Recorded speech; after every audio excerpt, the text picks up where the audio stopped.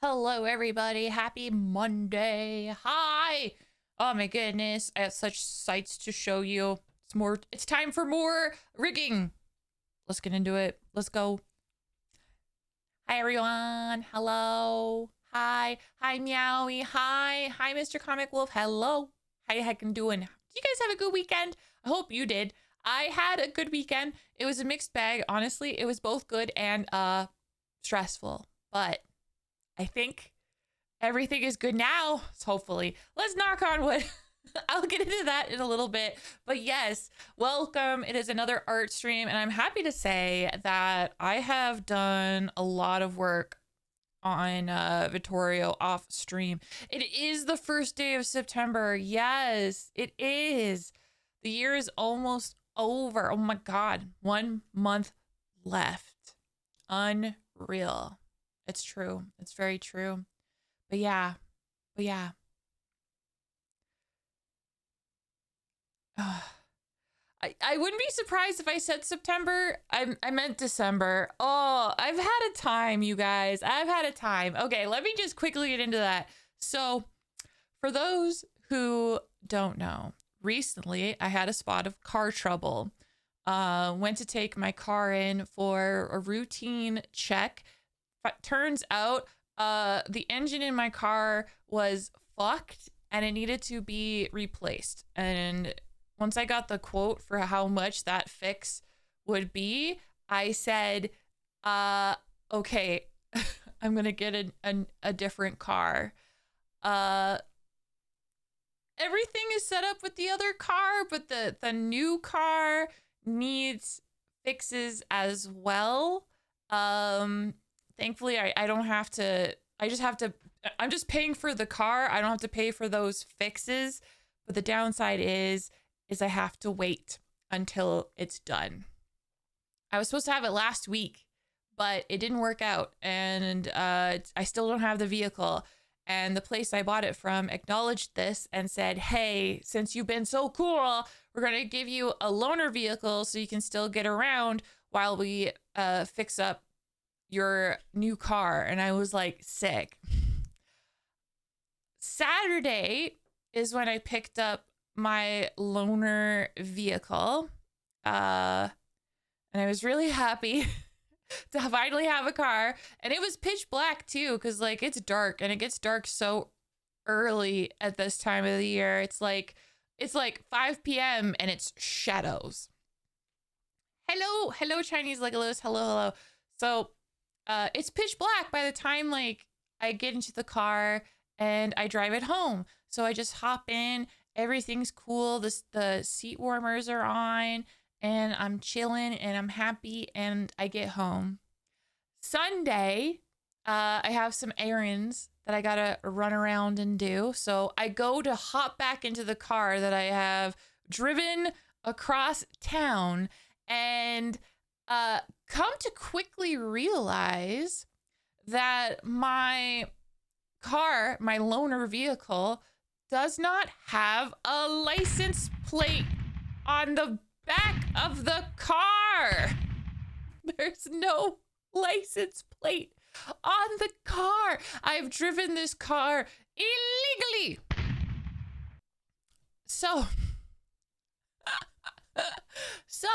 I texted the person that I was speaking to and I was like, hey, I noticed that there isn't a plate on my car. Can I get a plate? And I found out that the place that I bought it from is closed on Sundays. So I couldn't drive to my day job today like I originally wanted to. I had to find another way to get into my work because I needed to be there physically today. I couldn't work from home. So that was really annoying. Thankfully, while I was at work, they delivered the plate. We had the plate and I came back from my day job and I was picked up in the loaner vehicle by my partner and I was very happy. And as we were like pulling back home, I remember I told him, I was like, I am really happy that like everything is sorted out and like we just have this car now until we get our new vehicle. Huzzah, hooray. And then he replied, in this tone of voice, mind you, why, yes, the license plate is now visible in the car and there's nothing to worry about. Absolutely nothing else that could be pulled into question. Everything is good now. And I'm like, why are you talking in such a high voice? What is going on? So we get home. I get out of the car and I walk to the back and my eyes immediately go to where a license plate should be. And I quickly notice that the license plate is not there. It's not there like it should be. So I was like, what? Wait, what? Did we not get the plate? Did you just drive illegally to pick me up? Like, we can't be doing this. They brought a plate. They told me they brought a plate. What the hell happened? And he pointed to the glass, the back glass. And there, behind behind tinted black glass, if you squint your eyes, because it's dark, right? It's nighttime already. You could see, you can make out the license plate and the letters. And I was like, oh my fucking God. They gave us the license plate, but are you telling me they didn't give us the means to fix the license plate to the back of the vehicle? Are you telling me I don't have screws? The whole situation made me feel, it has made me feel like a screw is loose. Like I've lost all my marbles. So I asked him, I was like, did you like ask the dealership, like if we have screws, if there's screws in the car or something? And he was like, no, I'm so frustrated. I'm so frustrated. I just want to be done with this. And I was like, okay. So I sent a text to the salesman that I have been talking to all this time. And I just was straightforward. In my mind, I was just thinking of like all this stupid stuff to say, like, yeah, stupid question, but, or you won't fucking believe this, but, or will anything go right? No, I just like, is there screws for the license plate in the car? And if so, where can I find them? I'm hoping that there is an answer, right? Because if there's no screws in the car, I don't like, even though like the plate was just like in the back and you could make it out in the glass, I was still worried about driving it with that, right? So I sent this text. Immediately I get a response saying that there should be something in the glove box. And I was like, oh my God, thank God. So flew to the glove box, opened the glove box, and I am happy to say the license plate screws were in the glove box. I was able to get the license plate properly placed on the back of the vehicle. Yippee hooray. So they did screw you. Yes. They did. Oh my God. And when I finally got back to like texting the person who's been helping me, they're really apologetic. Like the person that I've been dealing with, like everyone has been so nice. I really feel like it's a situation of either being overworked or stressed out or tired, because I know that's how it's been on my side. Thank you for the head pats. Like having your car suddenly like break down and then having to find a solution, and the solution is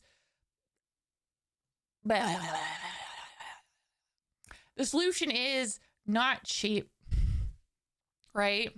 That's stressful. I was so stressed. I was so emotional, but we got through it.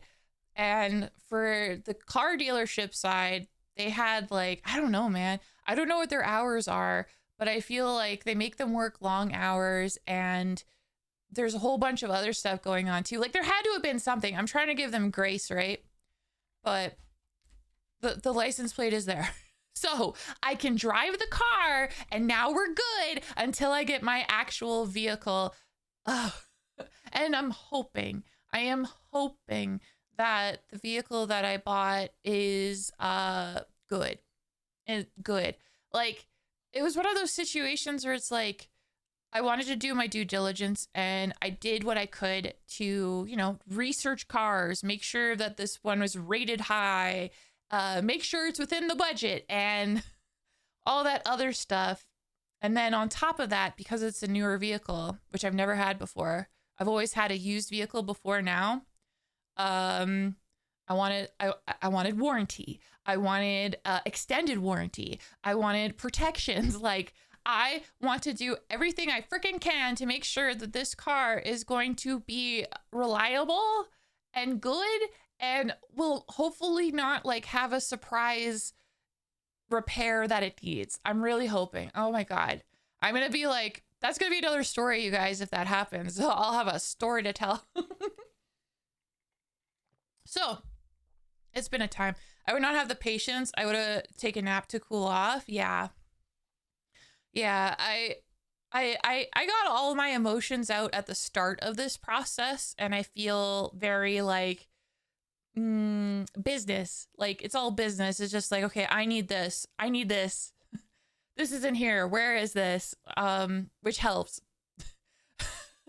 But at the start of this process, like when they first told me that I had to get like the engine repaired for the other vehicle, it was just like, I had to step away and do other things until I cooled down. So that was my adventure, and I feel like this is going to be one of those stories that I tell in the years to come. It's just going to be a really funny story to look back on. I hope. I hope.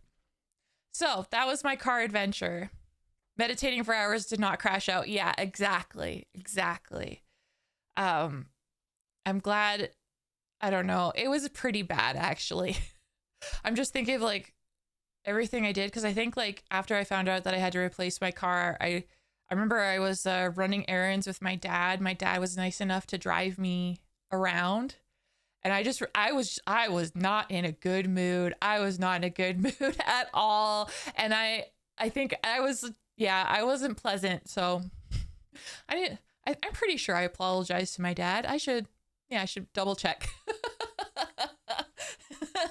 I should have just stayed home. But we're good now.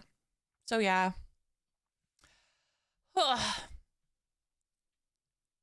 Model. I mentioned that I had done a lot on the model, so let me show you guys in modeling what all I have achieved so far, because I've done a lot. I really truly believe that I'm in the home stretch for this guy. I really hope so. So we'll see. Where should I start? Oh, I should start with the thing where I last left off. I think I got the arms done. And if you guys were there at the last stream, you would know that the shoulder areas would separate at specific little angles. So what I did off stream was I figured out glue. Now it took a couple tries. Literally, like I opened up Live 2D. I had a tutorial open for glue. I followed it. I tried it, and it was fucked up. It was fucked up, but I didn't save, so I closed out the entirety of Live 2D, opened it again, and then tried again with trying different things. And like after about, I don't know, an hour or so of experimentation, I figured it out.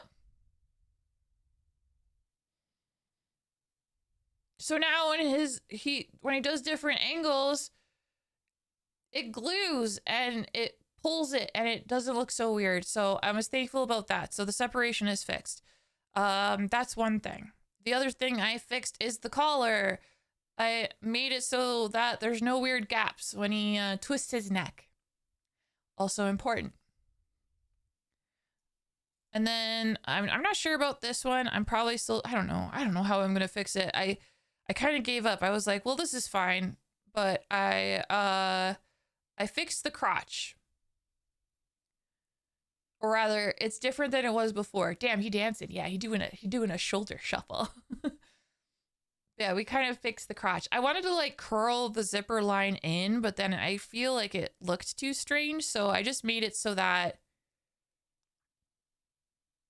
it still twists, but it doesn't like pull up weird, because it used to like pull up here in the back, so I lowered that down. I'm still not 100% happy with it, but I think it is an improvement. And like, and I think like usually, like, we're not going to be looking at it. No one's going to be looking at the crotch. I don't think Ranger is going to be like, look at my crotch. Because usually like the VTuber model is going to be like this, or further away, right? Like this.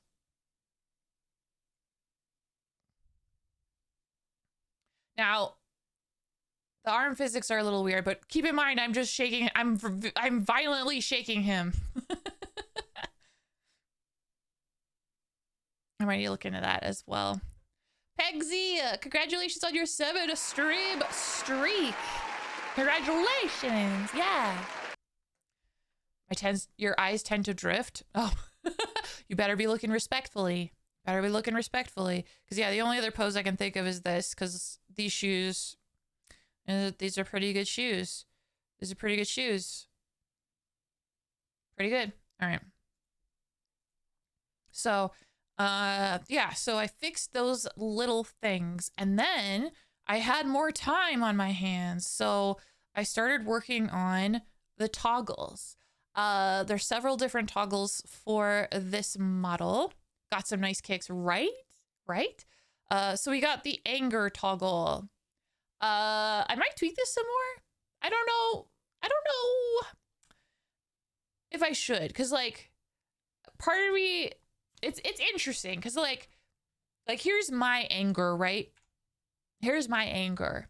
And obviously when I turn on my anger toggle, I have my little like emoji there pulsing. I'm angry. My brows are in an angry pose. My eyes are also in an angry pose. Yeah. My mouth is free, it looks like. My eyes are perma mad though. So that's my anger toggle. And so far, all I have for Vittorio's is the filter, right? So I don't know. I might add more to that, but so far that's what I have for that. And then we have the collar toggle. If he wants to have, you just want to like pop the tie, loosen the tie for whatever reason, he'll be able to do that. Just the tie, and then it can go back up.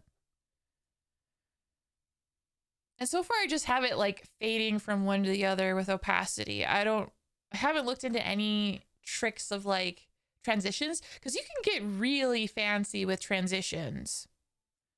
So I might look into that eventually, but for now, this is pretty simple, an on-off toggle. This one is going to be the complicated one. This is the crying toggle. Now this toggle, I want it to be animated so that the tears are rolling down his cheeks. This is the one that I'll be working on this week and trying to figure out. So put a pin in this one. Hi Rex, hello Rex, how you heckin' doing? The other thing about this toggle specifically is I need to tweak it for like angle X and stuff, because like when he turns his head, it doesn't line up very good. So this one, in addition to being animated, I gotta make it all line up and stuff. But that's the crying toggle. And then we got different eyes. Different eyes going on. There's the frenzy eyeballs. You know, when you see someone especially tasty and you can't help yourself.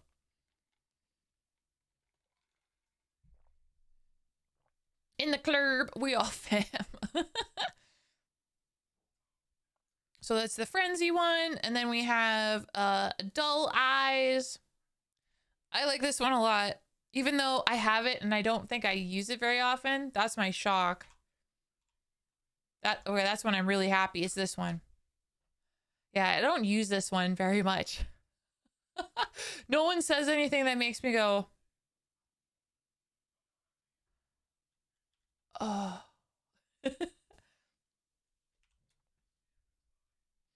Yeah, we got the dull eye toggle, and then oh, I skipped over it. We have eyes shock as well. Try to give some extra options for emotions and emoting. And then we have hair frenzy toggle.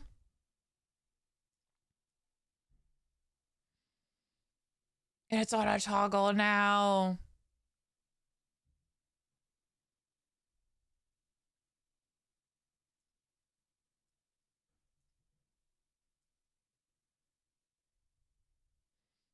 I just like making his hair move. Hell yeah.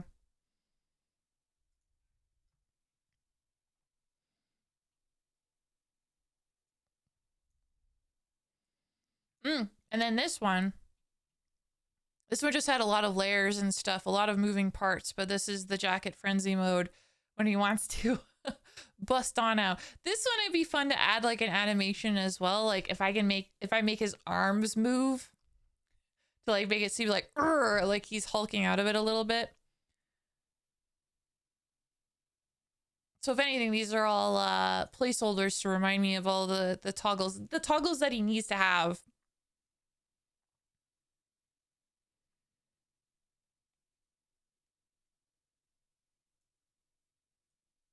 I also like to make the fabric move here as well. It's really fun. It's really fun to do.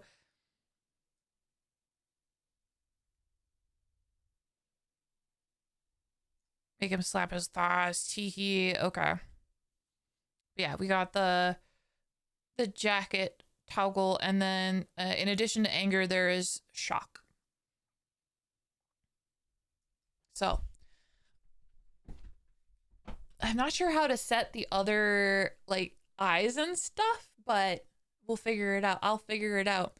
Because yeah, I think it makes sense for this one to like maybe his pupils will be a little bit small, or he'll be like me when I go to shock where it's like, what the heck, what are you doing? Ah, something like that.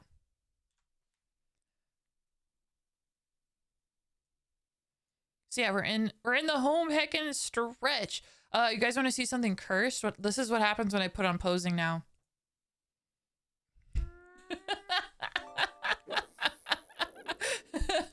Posing is extra cursed now.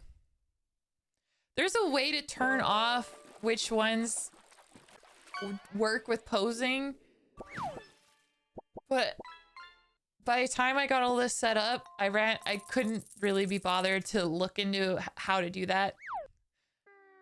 So I thought I would leave it so you guys could see how cursed it is. Some of it's not bad. Some of it doesn't look bad. Sometimes some of it makes him look like very scary. Very scary.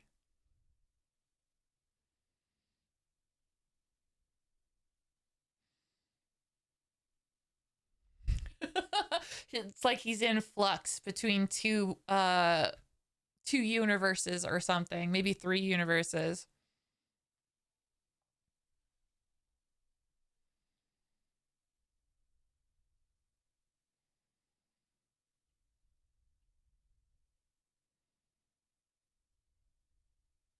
So yeah, so I think that's all the progress that I got done, which is, it's a lot. It's a lot of progress. So, like I said, I think my main focus today is going to be getting the tears to work. If I can get like the tears to work, then all that's left to do is to properly export the model and then getting it to work in live 2D, I think. And getting it to work where like the emotions work properly and all that good stuff. So it's the home heckin' stretch, which is so exciting.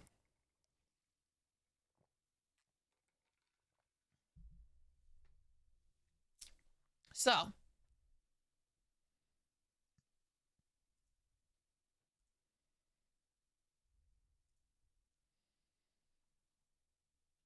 okay, so yeah, so for the crying,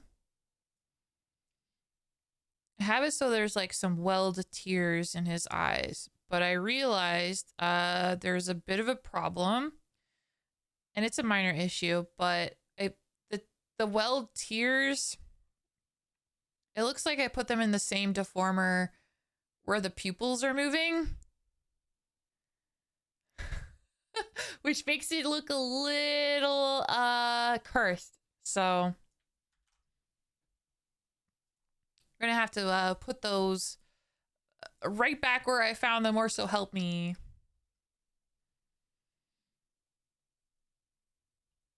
So yeah, I just need to figure out where to begin, because I'm still following Merely Wu Fei's tutorial, but the tutorial doesn't specifically follow crying.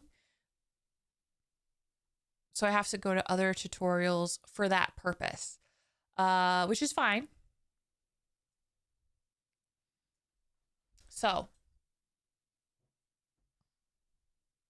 I have to decide, because we got different parts of it. There's the teardrop, which will roll down the cheek. There's the tear streaks, which will follow. They'll follow the tears, and those are a time. And the weld tears. The weld tears inside of the eye, and then this thing here, which will undulate, which I think will be more or less straightforward. So those are all the elements that I want to animate, but I also, like I said, I need to make sure that this stays basically on the face where it needs to be. And obviously, like, the weld tears and the stuff at the eyes is more or less okay. It's the tear streaks. It's the tear streaks that I gotta mess with. And that's okay too. So I think, honestly, I think that's the place to start. I think that's the place to start.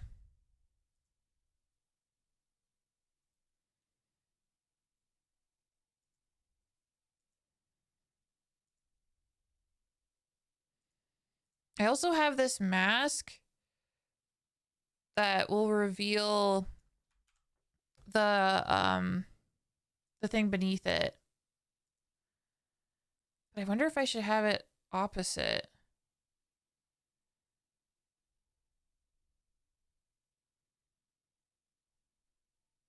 I think opposite would be better.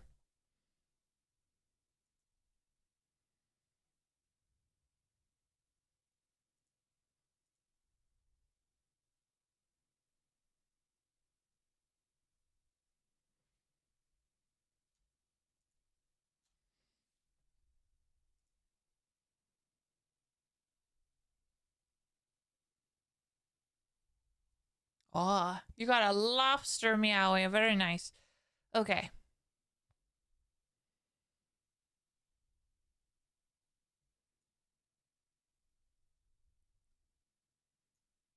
Maybe I'll start on this side of the cheek.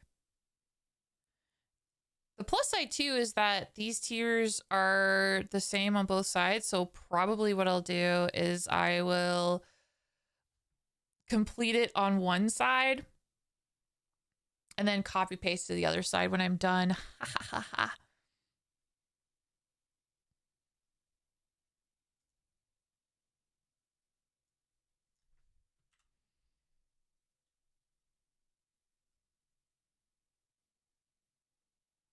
Okay,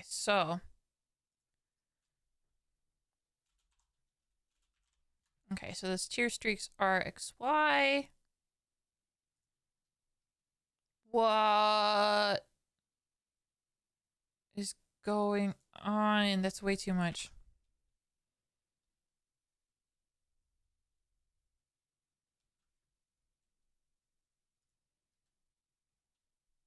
Oh, is it because of the... Oh, maybe... Okay, okay, I'm gonna leave it. I'm gonna leave it, because maybe it'll be a good thing.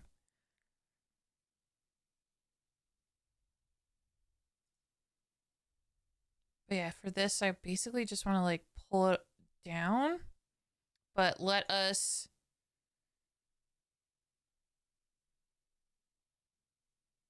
Let me put on the keyforms. Yes.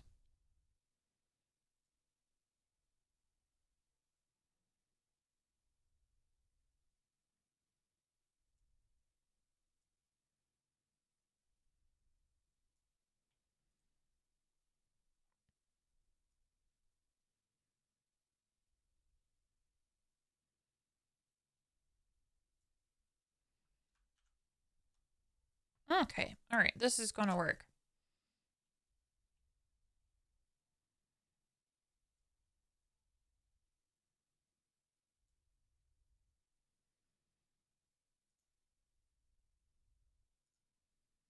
Because, yeah, I think if I were to turn his face, like...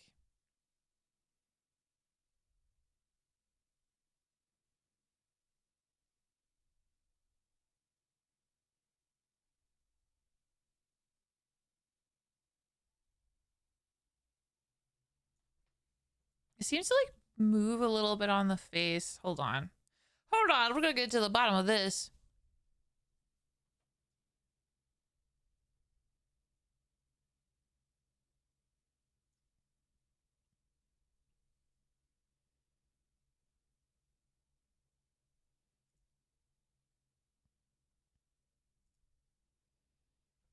Okay.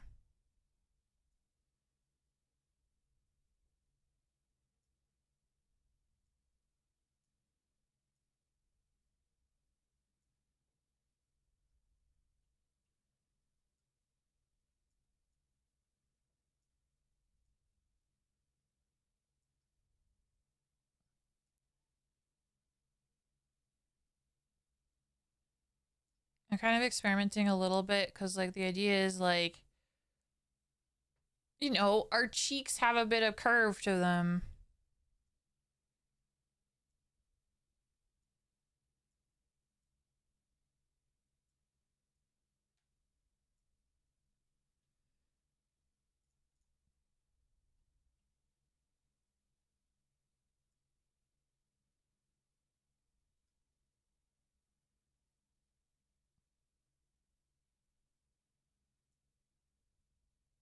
Okay, maybe it's too much curve. Too much.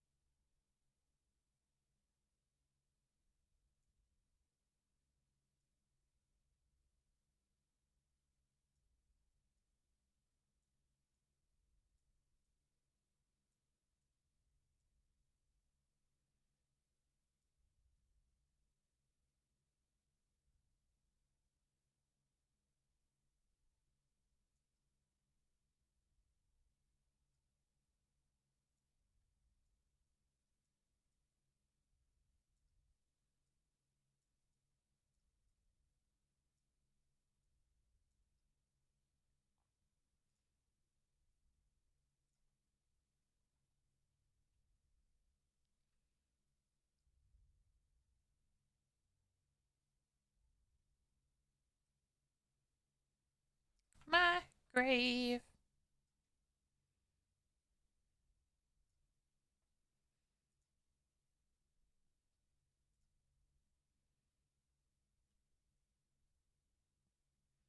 I realize I am messing with the mask.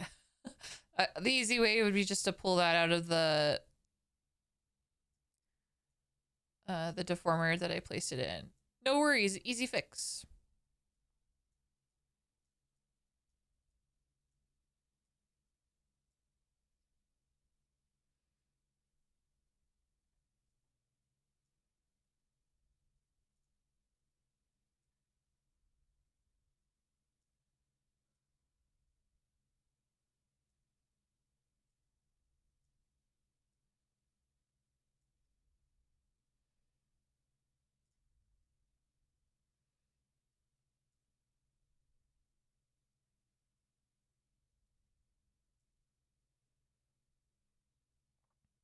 Okay, we're getting there.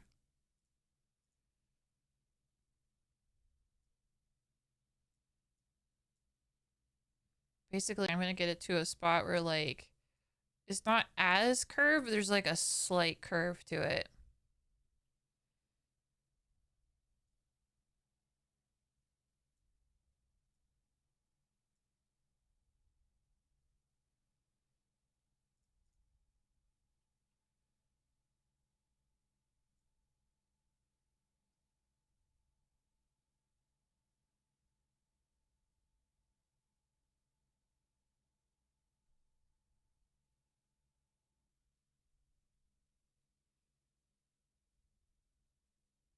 Yeah, it looks okay.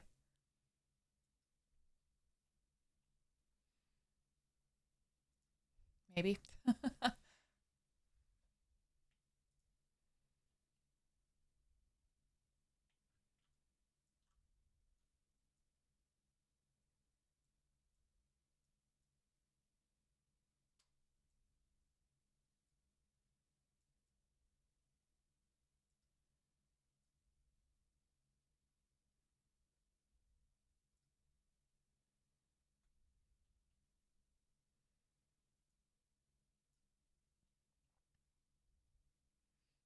Okay, and then much like the other side, this needs to have a bit of curve to it. Yeah, now, yeah. I can also pull it out more because for whatever reason, it moves where it's like placed on the eye.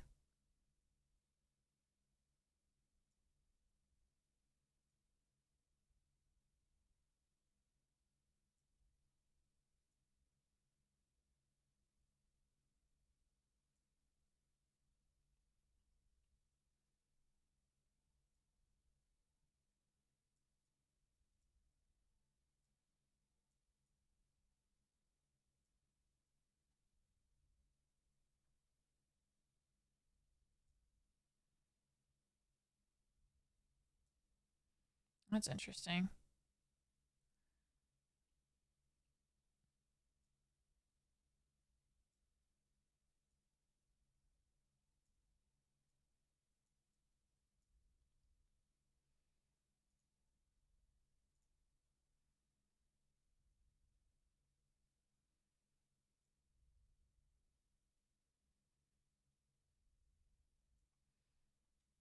Yeah, what's interesting is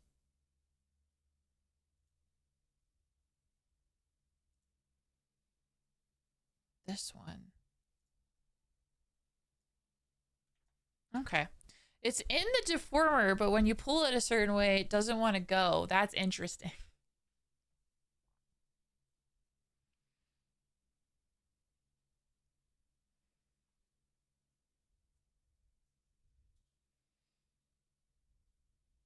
Music appropriate, yes.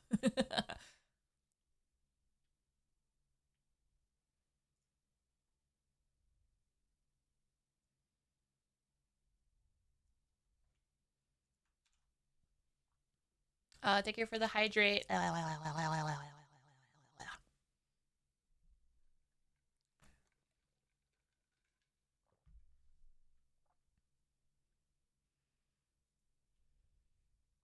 Okay, so we got X and Y, and now, well, you know what? I'm happy to say that we don't have to worry about the down angle.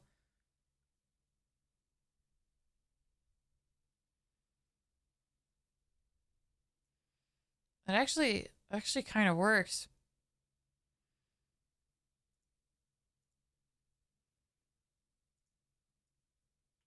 Honestly, I think the only thing I'm going to do for this is just like squish this part down.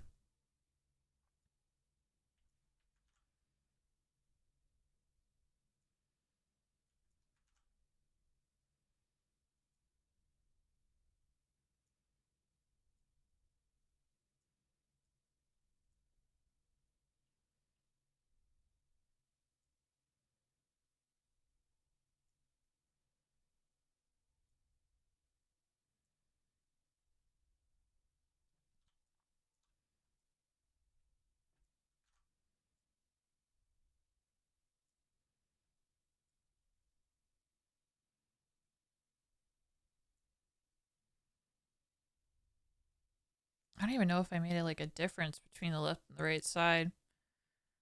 No, there's the slightest of differences.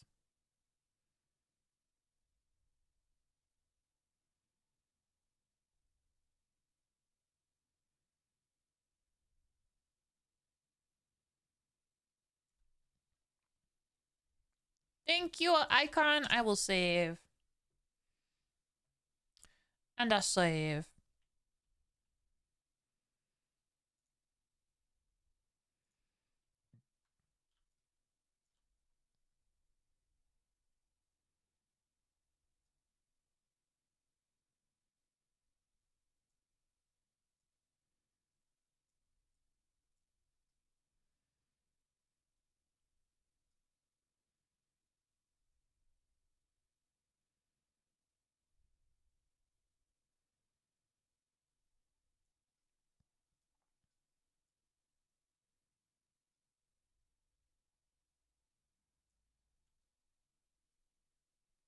I'm annoyed at like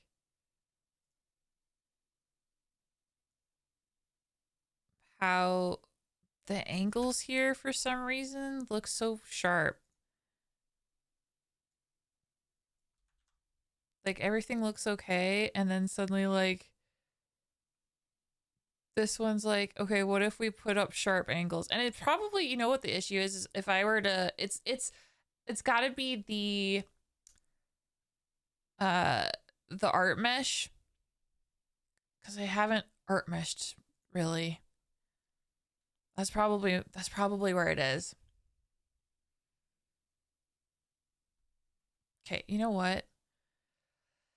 How do I yeah, let's try it. Right? Let's take all of these. And what if I was to go to the auto mesher and say heavy?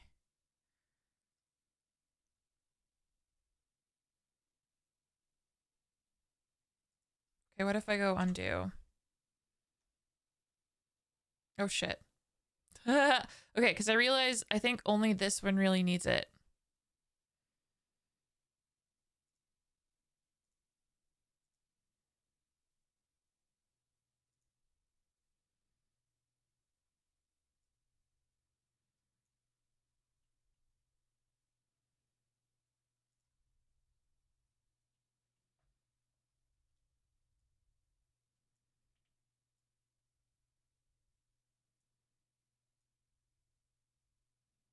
Okay, I'm happy to say I think that did it. That's the difference. So really like going forward, what I'll be working on is putting in more effort into the art meshes. Like it's interesting because like looking at all these different tutorials that I have been to start learning the process, I remember when I first looked into it, a lot of it really dealt on the importance of art meshing. And at the time, I didn't quite get it. I didn't quite get it because I had no experience. And when you look at the art meshing and how they do it and stuff, it's like, it gives you a good idea of how to do it. But at least for me, I didn't have a strong understanding why it was done the way that it was done. And I honestly feel like there's still a lot for me to learn there.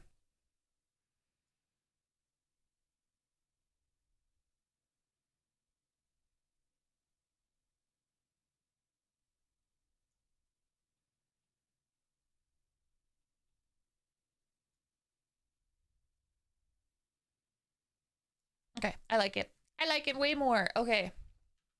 The placement is good. We got X, we got Y. You'll figure it out. Thanks, Icon. Yeah. I mean, I've learned a lot already. And I can start seeing things that I'm like, okay, I have the basics down, but now I want to figure out how to make it look even better. A good example of this is physics. Obviously, when I shake him around, the way that he shakes, I don't know. I don't know if that's just how it is or if there's certain settings that I can tweak to make it look even better.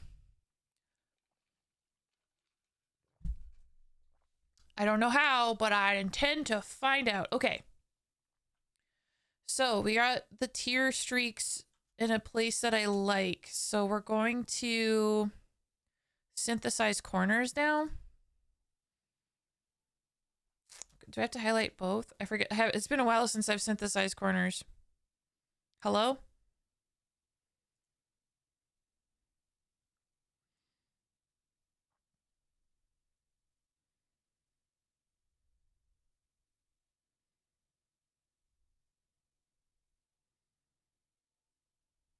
Did the corners synthesize? What? I'm used to like a little, oh, okay, I know what happened. Okay, you need to have it. This should actually work. Okay, synthesize corners. There we go. Angle X, angle Y.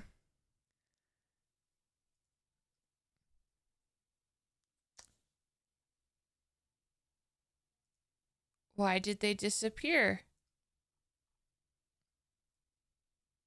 Oh, because, okay, the toggle turned off. I was like, what the heck? What the heck happened? Okay, let's see, let's see.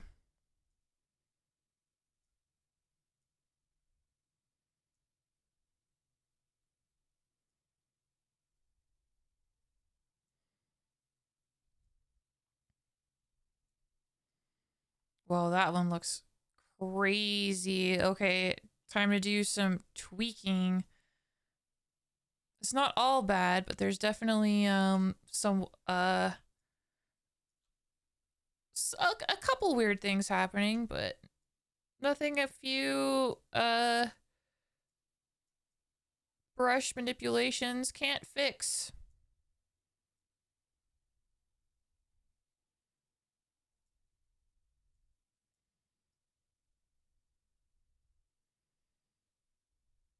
So what you're saying is that you jumped into a quiz, you know, vaguely. Yeah, kind of, yeah. I feel like that's like the best way to learn. Like well, I guess for me, I'm a very visual learner, so with so many tutorials on YouTube, it's so immensely helpful to me in having a place to start learning. But I honestly feel there's some things that the best way to learn them is just by playing around and making mistakes and trying to do further research as to why a thing is, and maybe there's a better way of doing it.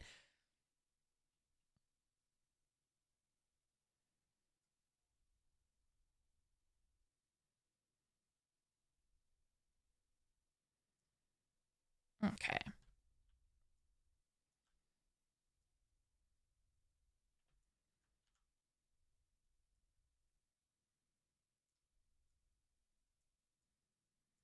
I'm just like I keep pulling this out of the mask underneath it, and that's why the red's poking out, but I'm gonna fix it later, so it'll be fine.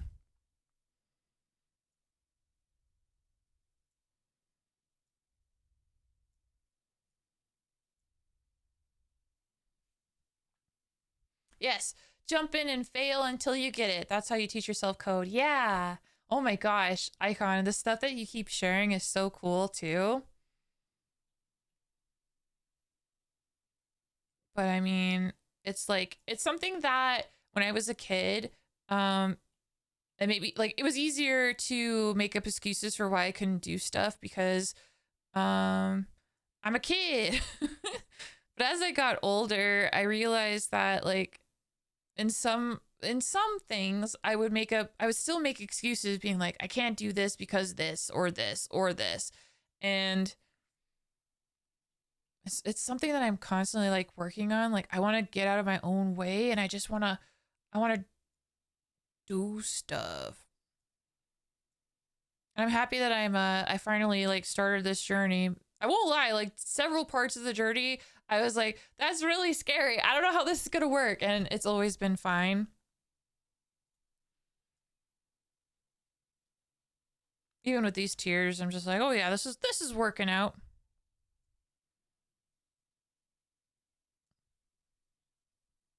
Okay, that side's okay.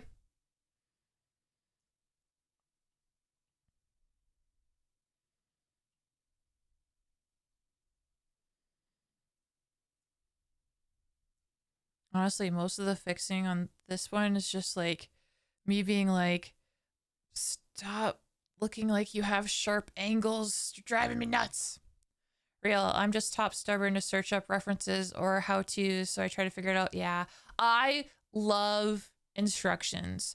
I love instructions. Like anybody who makes a tutorial, especially for Live 2D on like Twitter or YouTube or any of that stuff, I have such an immense respect for.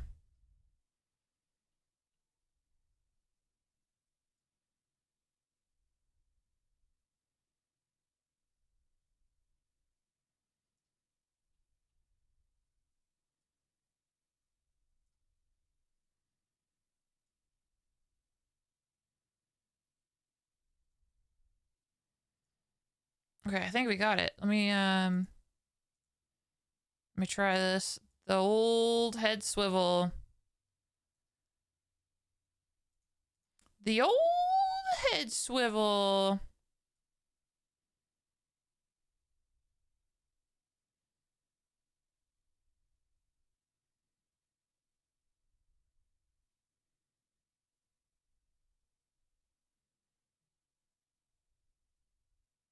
I'm realizing in retrospect, I may have made this harder for myself than I needed to be. But if I gotta do tweaks, then I'll do tweaks. I realize it would have probably been easier to do the teardrop falling first and then match the streak to the tear. Oops. I'm realizing that now. Mainly when you look up a syntax. From there, I can usually bash out some logic that works and then start to refine it so it actually works. Ah, yes.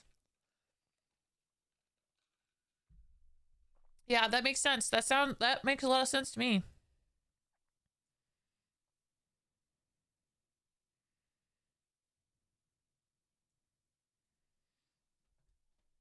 I have a line to, it's true. I have a line to follow. I'm just hoping that like the line isn't too inconsistent, like comparing like when he looks this way, when he looks this way. But we'll see. We'll see. I'll make it work. We'll figure it out. I think I should work on the teardrop next and then worry about the other stuff after. So we have this teardrop, right? Okay.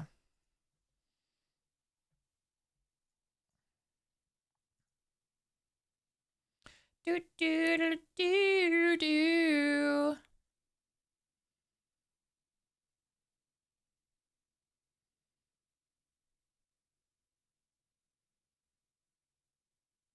Oh, okay. I found this tutorial and I remember I looked at this tutorial ages ago, and when I first watched this tutorial, I was like, cool, because I think I was trying to figure out like what layers I needed to draw in order to make tears work very well. And I didn't know Live 2D at this part. So when I was watching this, I was like, I have no fucking clue how this works. But now that I have some Live 2D experience under my belt, it's making a little bit more sense. Aha, yes, yes.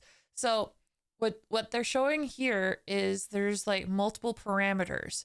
So there's this one parameter that you can probably barely see, but it's called teardrop loop R. And it looks like that parameter, all that parameter is doing is making the teardrop like that. Right? That's what you're seeing there is the teardrop is falling straight up and down. And even has like a smear effect. And then there's a toggle called teardrop warp, which then pulls the deformer to form the shape of the face.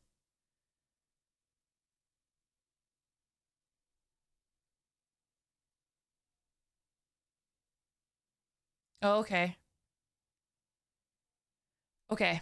And then from there you okay. All right. It's starting to make sense. Hi, Jeffles. Hi. Hope you're having a good heckin' night.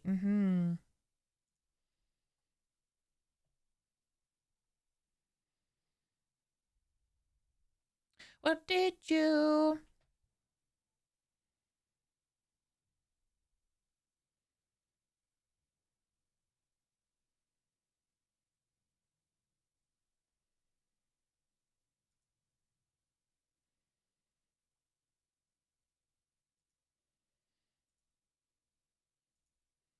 Now there's like a parameter, but I would love to know the story of this. Like, the thing is stretched so big. A straight deformer. And the deformer, the interesting thing about that deformer is that deformer doesn't move.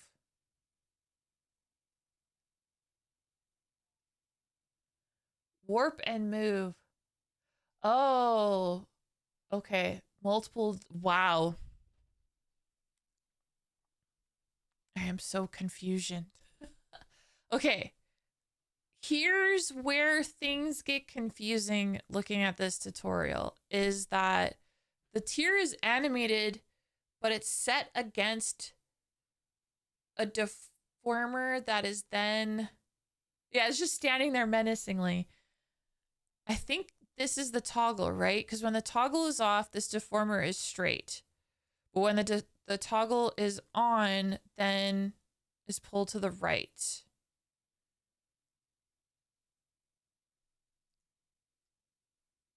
Oh.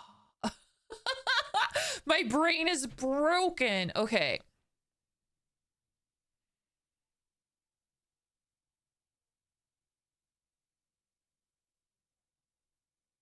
What the hell is happening with my life? Okay.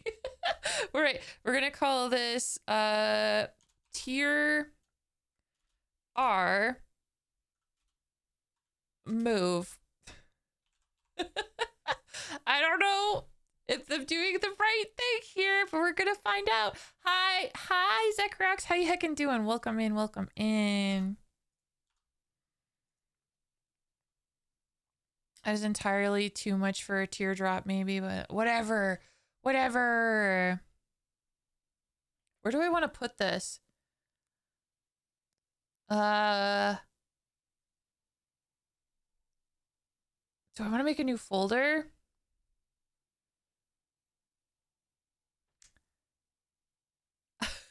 I have to organize my stuff. Yeah, welcome in, Zachryox. He's crying, and I'm trying to figure out how to make him cry.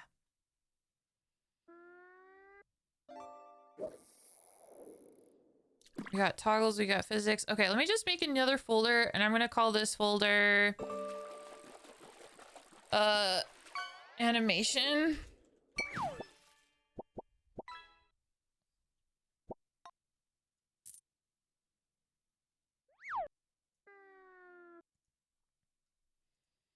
Okay, cool. And then inside of it, I'm gonna put a new parameter, and I'm gonna call it. I'll copy what they have. I'm gonna call it teardrop loop R. Okay, what's their maximum? Hold on. Investigating. 10. 0 to 10.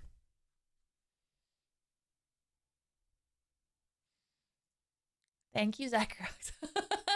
I'm gonna try my heckin' best. I tell you what. Okay. So, okay, we have the teardrop R move.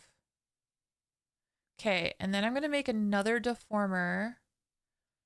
A parent deformer to the tier R move, and I'm gonna call it tier R warp.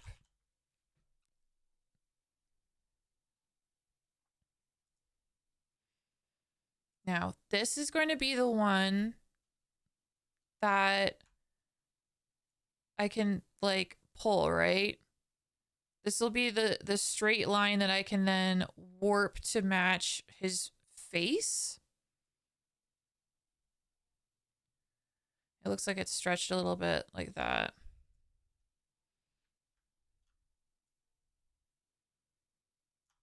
Yeah, something like that.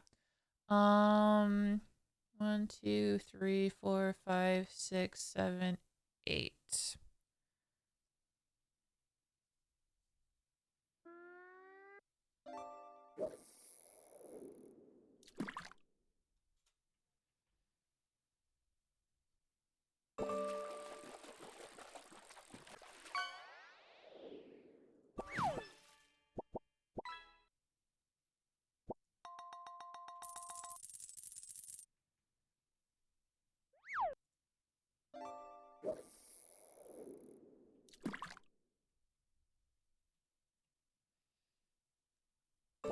That looks kind of similar, what I see.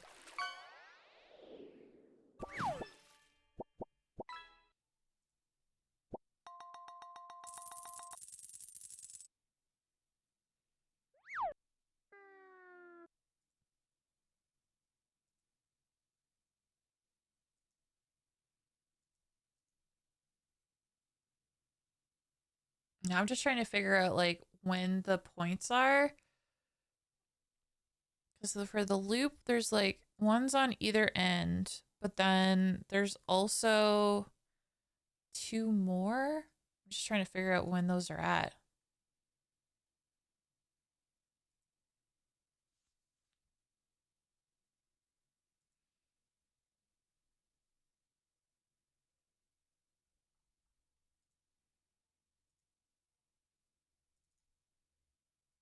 Okay, so it looks like it's at 2. So if that's the case, then the other one would probably be at 8. Yeah, okay. Haha, I figured it out by the power of pausing.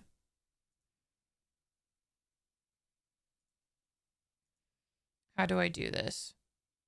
Edit keys manually.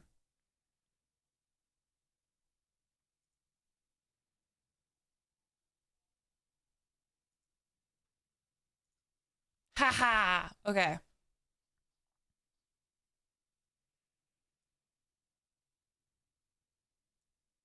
Great. What do I want this to be? All right. So we're blocking it out, right? We're blocking it out.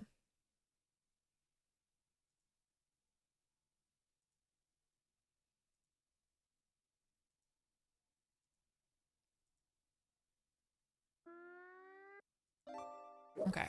So.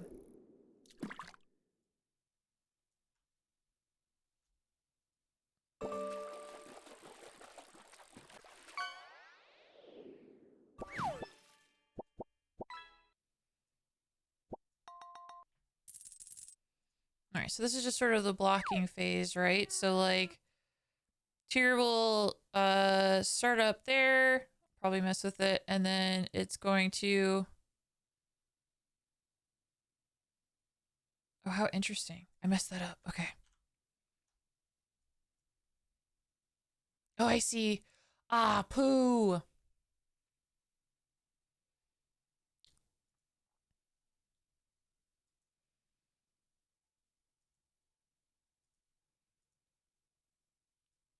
Okay, I have to add the keyform slowly because first I want it just to like move up and down like that.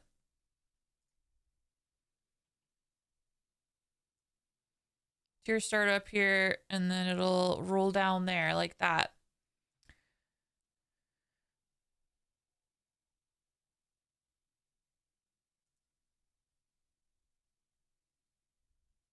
Okay, but I want it to go, I want it to start up higher because I want it to be hidden behind the weld tiers a little bit.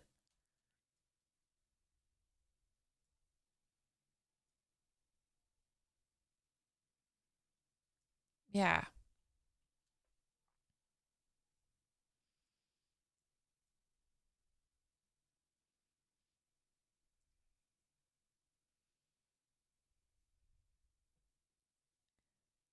I have a feeling what you're referencing, Meowie, and no.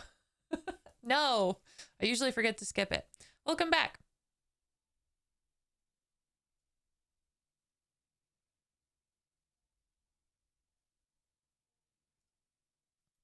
Okay, so this, I think at this point, this is when, let's see, let's see.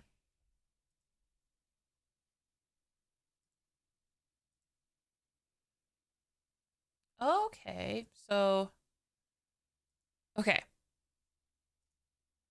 I think I get it now. We'll now add these other keyforms. Now it should still fall like I did before. Perfect. We're gonna make the tear globs jiggle? Yes. Yes. I'm excited for that part. Like this part here, there's gonna be some wibblies and some wobblies for sure. Some wibbles and wobbles. Okay, so yeah, from this point to this point, I do really like the idea of it starting to pull out a little bit.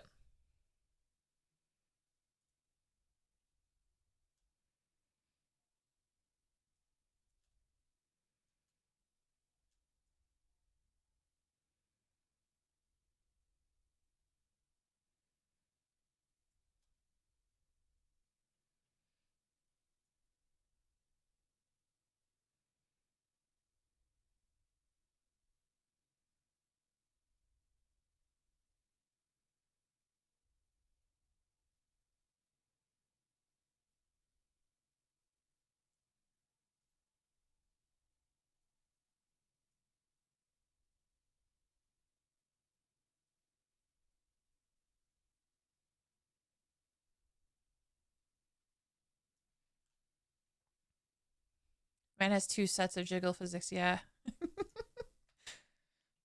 Everyone, if you're a VTuber, you deserve to jiggle. Everyone deserves to jiggle.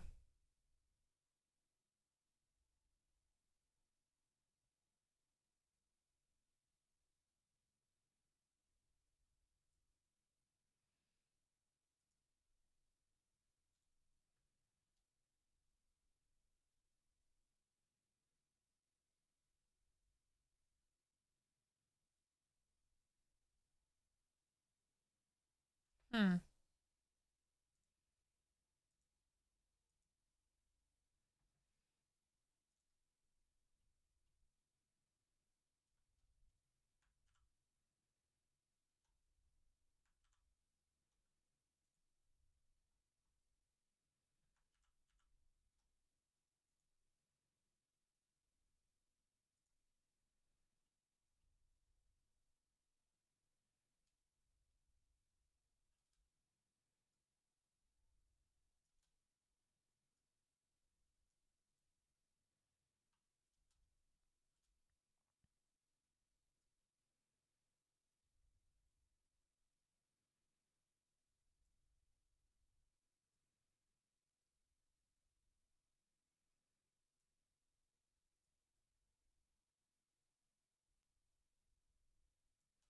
That's cool.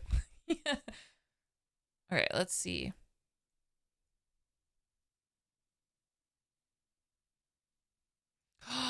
Oh, I think that looks really cool.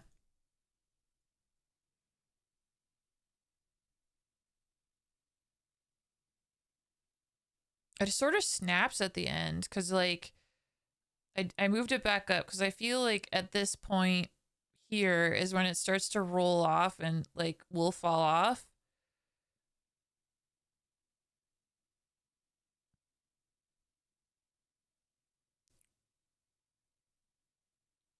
I think that looks cool.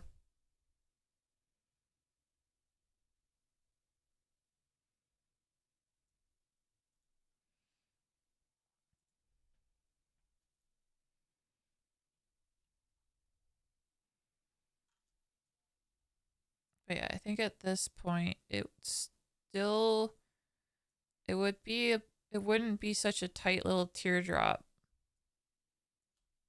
Make it a little bit bigger.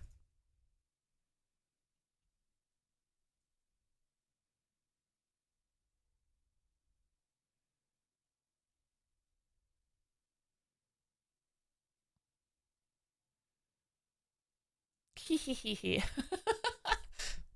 Okay, I like it. I like it. Cause yeah, it looks like a little ball at the end. Now you guys might be asking yourself something very logical because you guys are smart. Ripley, I hear you say to me, if he's crying blood, wouldn't that stain his shirt? Wouldn't that stain his clothing? His perfect little white suit bib? And you'd be correct. And my answer is shh. Just don't worry about it.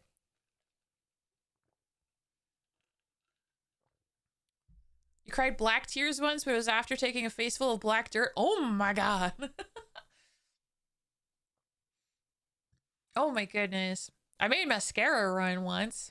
And then after that I got waterproof mascara because I cry. I can cry at the drop of a hat.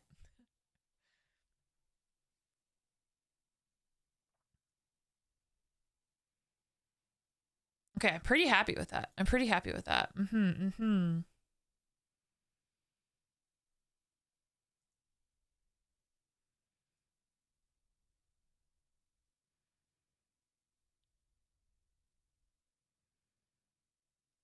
Okay, so now the idea is you have. I'm stretching. Ah.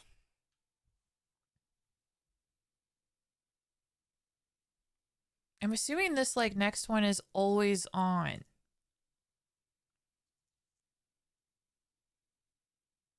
Oops, I didn't mean to do that. Okay, another parameter. This parameter is going to be teardrop warp.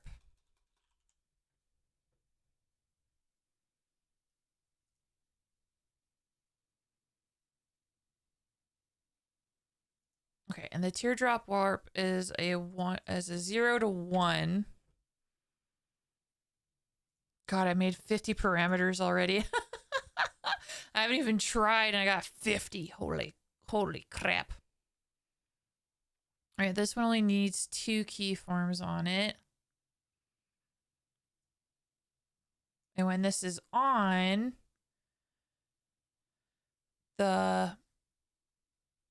this conforms to the face. 50 amateur. That's right. This is amateur hour. Welcome. Welcome to amateur hour.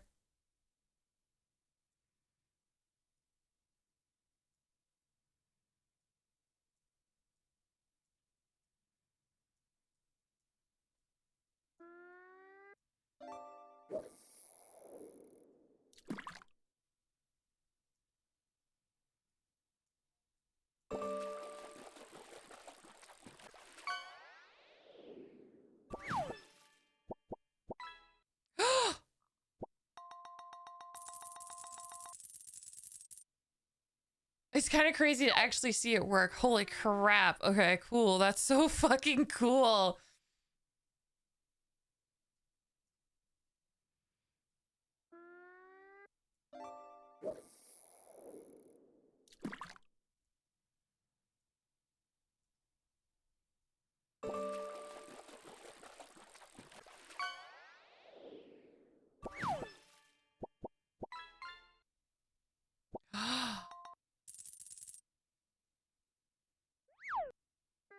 Oh, that's so cool. Honestly, if my tears permanently stain my shirt, I cry too. Yeah. I remember when I was like drawing the tears and stuff, I did consider drawing like little stains that would appear here, but it came down to a decision of like, okay, these are my first models that I've ever rigged, right? And I could add it, but I should try to make it just like a little simple for myself to not make it overly complicated. So these guys won't have stains, but in the future, if ever, like, for example, if I like made like updates to these models, there's gonna be stains on the shirt for sure. For sure. You're in bed now, comfy cozy with a top tier streamer. Oh, you. You're always so nice to me. Jeffels is getting a whale. Oh, it's a branch. It's a stick. It's a stick.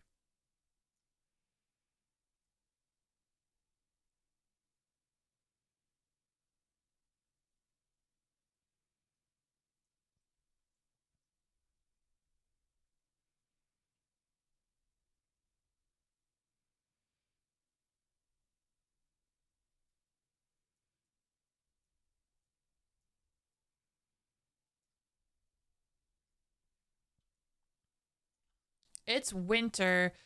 It's officially here. That's for heckin' sure.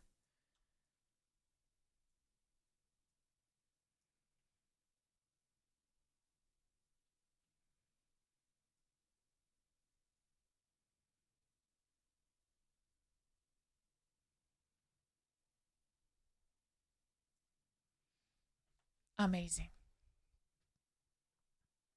Being bald does not help. All the sparks got off the buddy fucking suck. Wear a toque. Wear a toque. Oh my goodness. Wear a toque. Like, I feel your pain. When I was bald, yeah, it was tough. I couldn't go outside without a toque on. It's like one of the things, like even with hair, I have to have a toque on, but like even more so, like if you don't have any hair, when the wind goes across your scalp, it's like, it's straight to the bone. I feel you, dog. I feel you.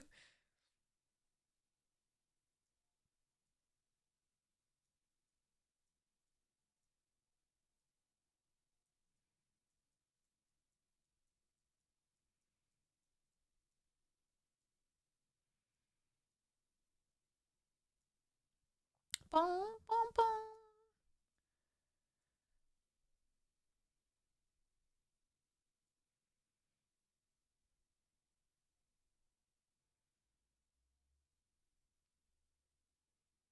Shut up. This looks so freaking good.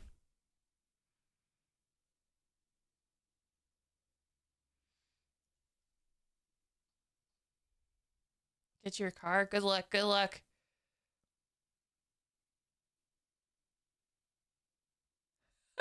Yeah, Mr. Comic Wolf. Stains all over everything.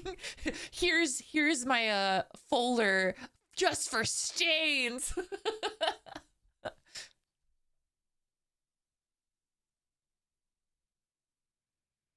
Here's the other thing. I'm not sure how to make this loop.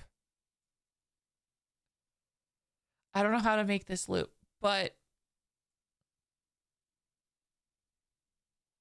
that's future Ripley's problem.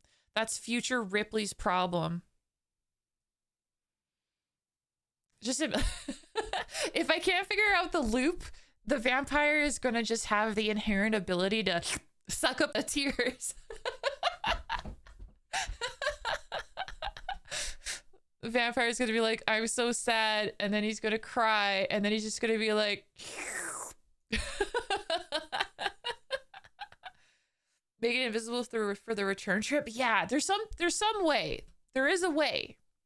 I will figure it out. I'm joking. I'm not gonna let him. He's not gonna suck up his tears. But could you imagine?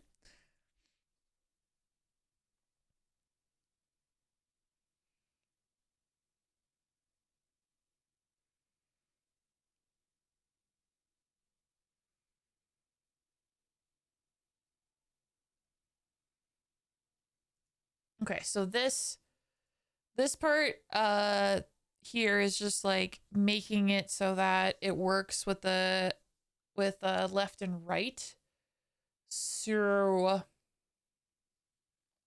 yeah, definitely gonna have to mess with that. That's next.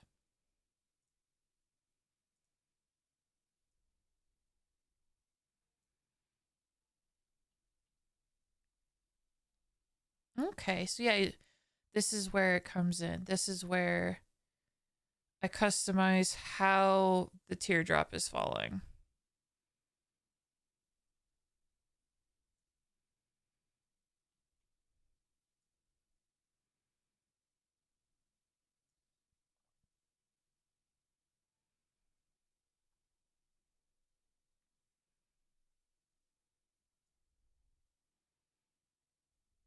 Okay, let's try it.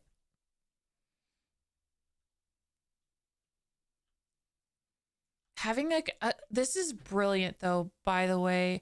Like having like a this act as like a guide. So brilliant. Because it does make it way easier to know, like, if I have it set up like this I know the tier is going to like follow in this particular way.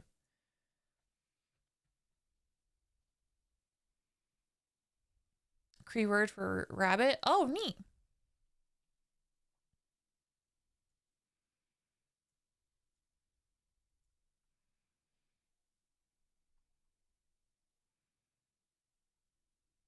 Oh, guess what I forgot to do though? Fuck.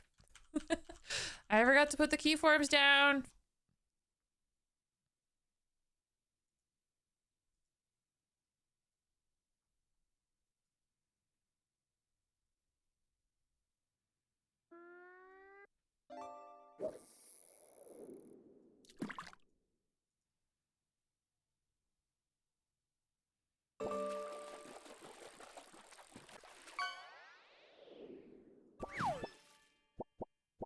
There, I remembered this time. Ew.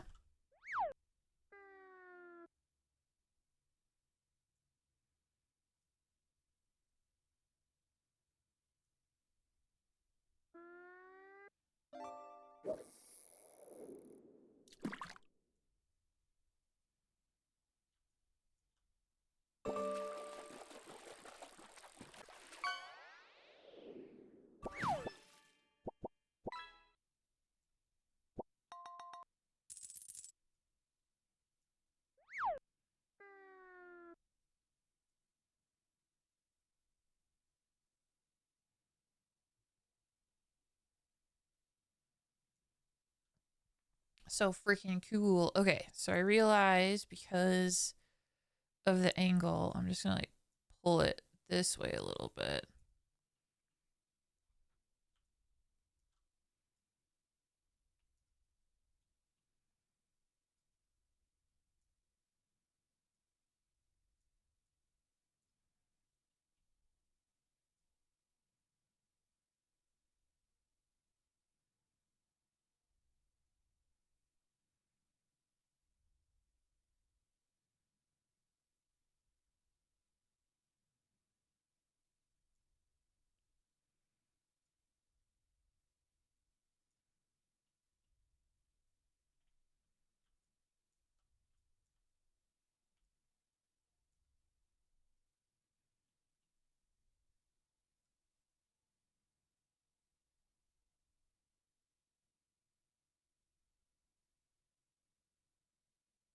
Ah, oh, heck yeah.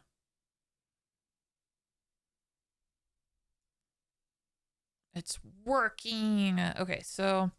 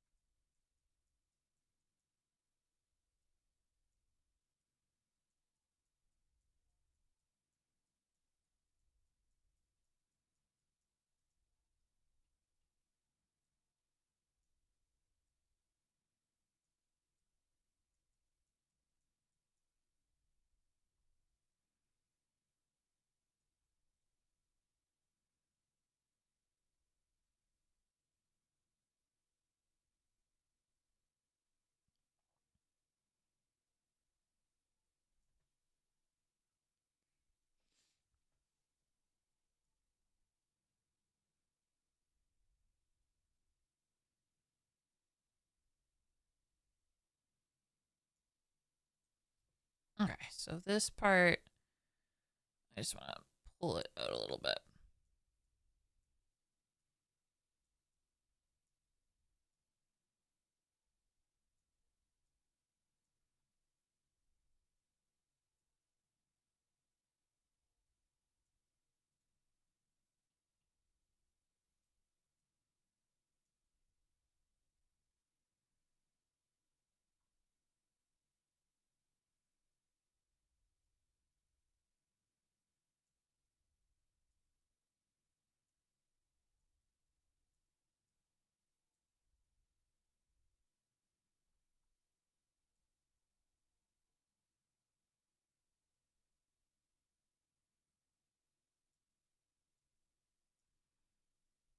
Okay, okay, I see the benefit of setting it up like this because I can have the teardrop like in between two keyframes.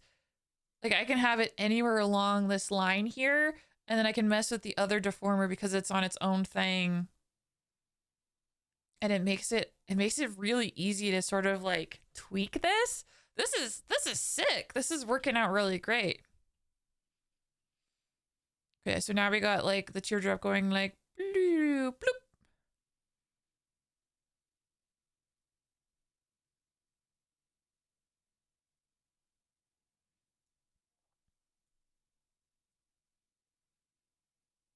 Okay, so for this one, I want to bring it out a bit.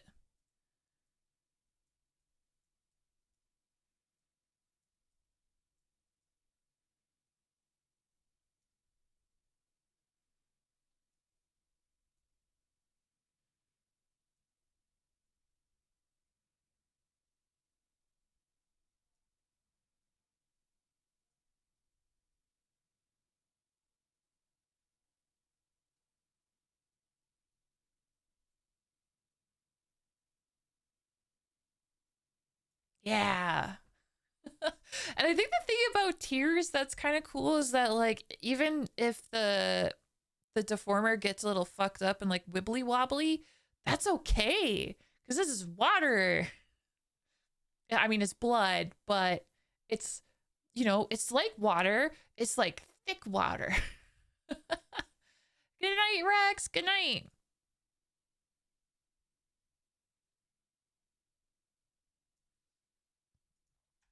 Okay, we got it on the X angle.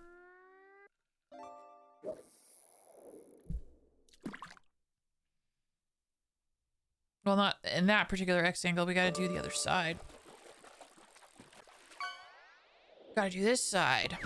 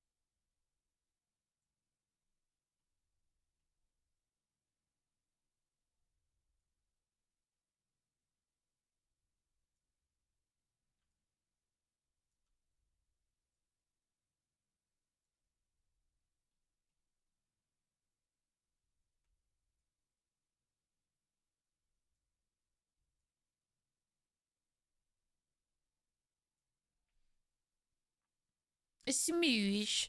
A smoosh.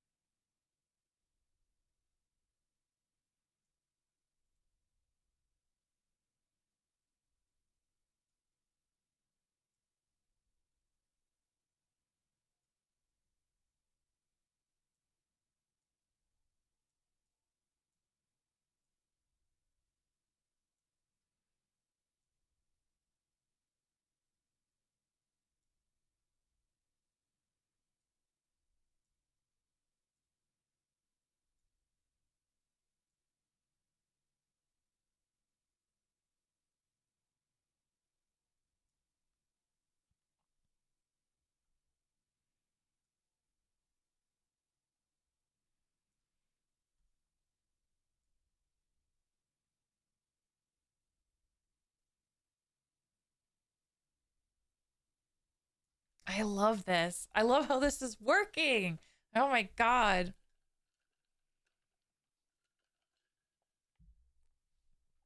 So yeah, I won't lie. I was nervous about the tears. Like everything I haven't done before. There was a level of like, I don't know if I could do this. But we're in it. We're in it. And I'm having so much fun.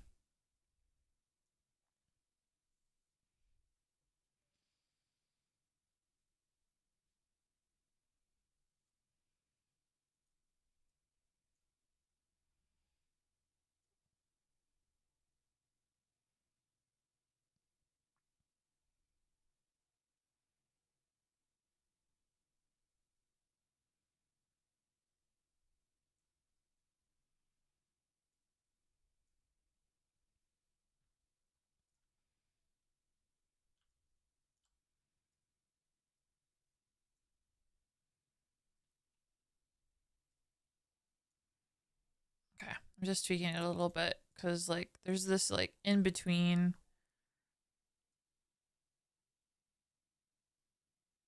And I want the teardrops to look good at any angle, right?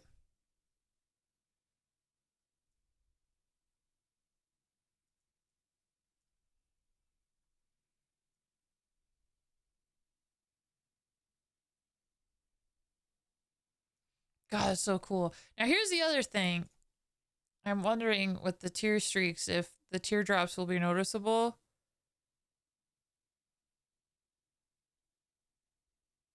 Oh yeah, I think it'll be noticeable.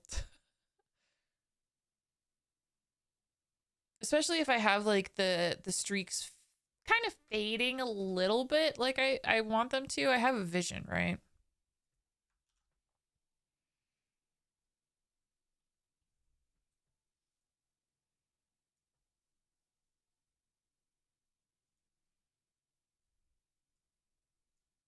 Okay. I feel like the Y angles for the tears are going to be pretty easy.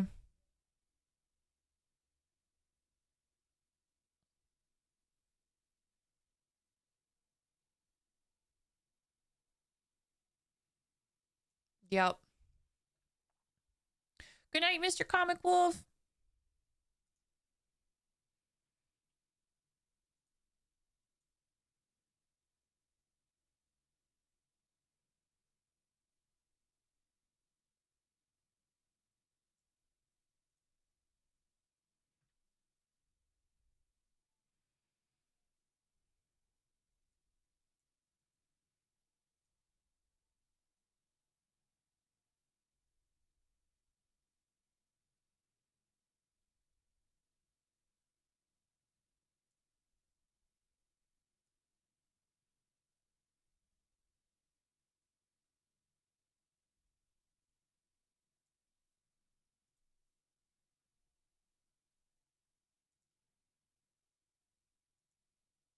Okay, so this one's going to be slightly different.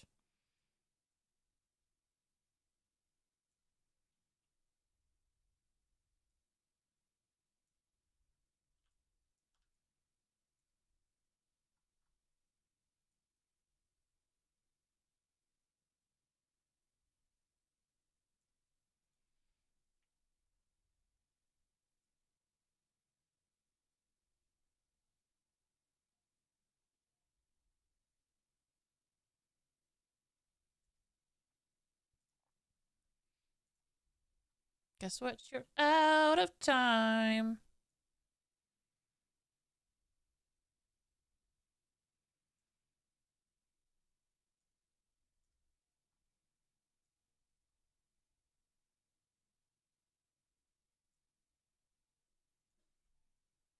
Okay, heck yeah. All right. So the question becomes corners, of course.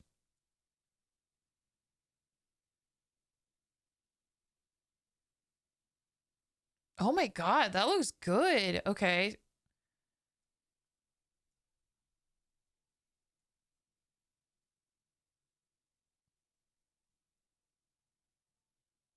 Okay, this is where some tweaking needs to happen.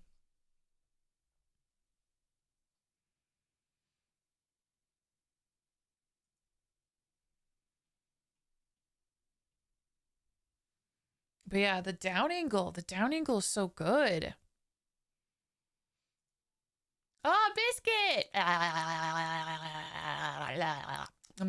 Thank you for the hydrate. Hello. Hi.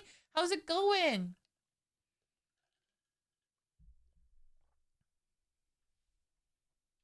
I am staying hydrated.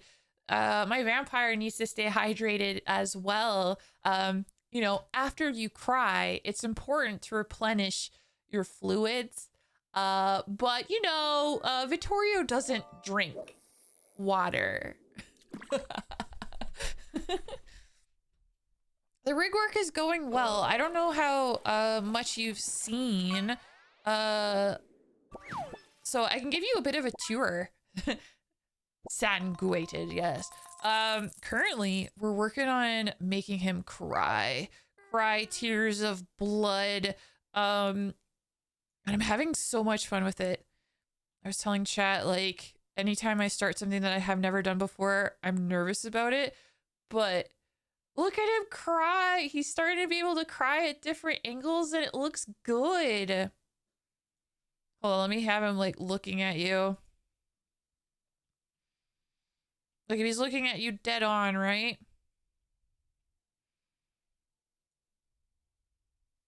Oh, wait, let's get rid of the deformer so you can kind of see it. So you can see it a bit better. That's kind of the idea. Currently he like sucks that tear right back up in there. Like, JK, I'm not actually having emotions. But I'm really liking how it turned out, or is turning out. We haven't done this yet this stream, so let me just let me turn this on as a special heckin' treat. Let's see. Let's see.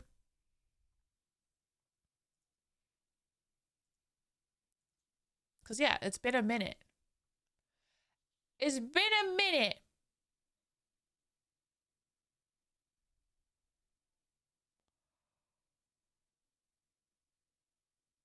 Okay, this is a problem. So I realized that I have the toggles set to physics. So every time I move him, it's making all the toggles turn on and off. That's so cursed. That's so cursed. It shouldn't be doing that. How do I fix that? I'm gonna have to fix that. It's so distracting. I want to show you, like, look at all this cool stuff that I did. Pay no attention to the like constant morphing. Damn. Okay, hold on. How? How? I didn't even put this on a toggle. Like, the toggles are toggles. They're not physics. Why does it think it's a physics? Wow. He has mood swings.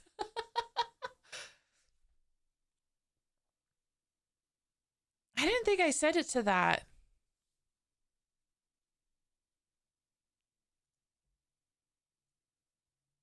I am confusion.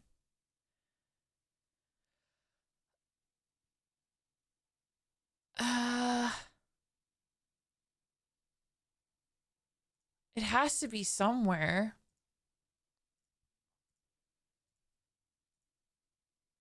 It could be, it's possible that it's a bug as well.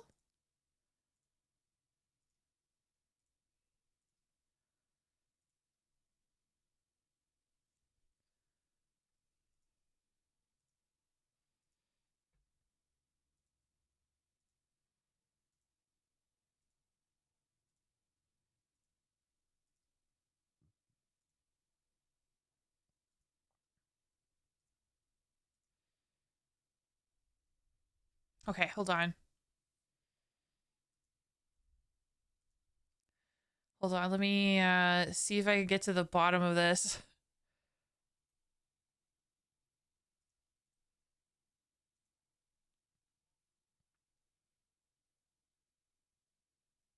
Yeah, Frenzy Eye. That's on a toggle. And it's not on any of the physics toggles.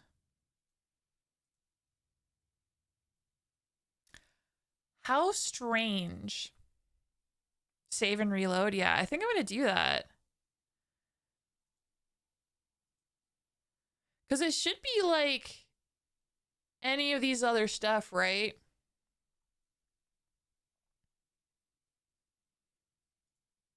Okay. One thing I want to try before we do that, because I meant to do that. Okay, hold on. Let me Google this. Let's Google live 2D how to physics exclude parameter. Because there's a way to say like don't include these parameters. To exclude a specific parameter from physics.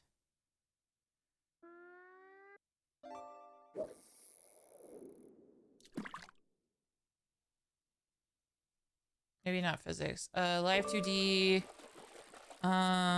modeling.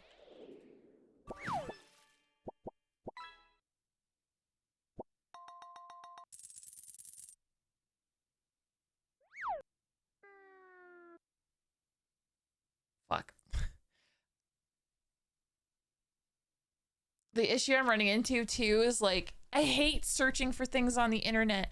I used to love searching for things on the internet because it would take you to a post written by a person who knows what they're doing. But now when you search, it pulls up an AI answer, which could be completely wrong.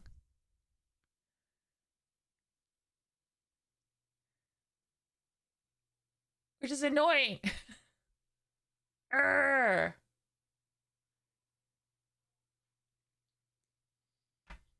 I know there's a way to do it, but I can't remember how. There's a way to like say, hey, don't include these things. But I can't remember how.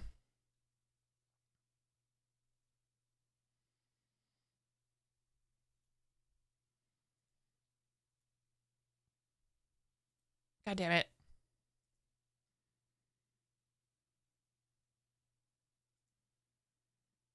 Preview, track cursor, automatic eye bleed.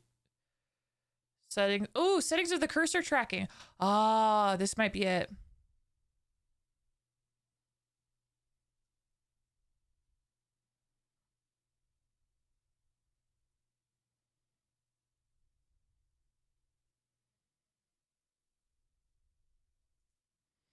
Ooh, yeah, I can make it have angle Y as well.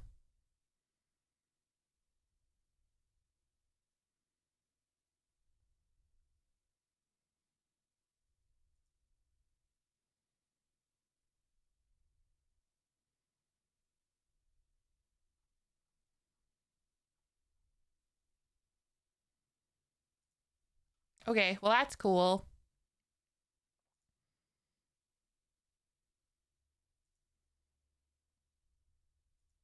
Okay, we'll just turn that off.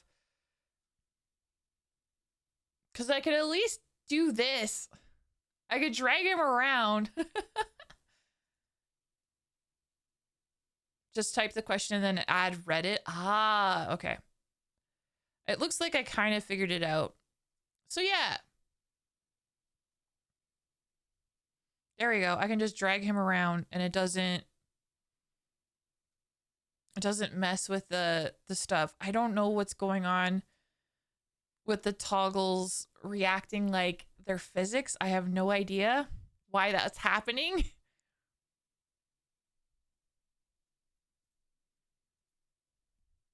But there's things I could do to do that. Recording set random pose. There's a way to exclude stuff because I was able to exclude the cheek puff and stuff.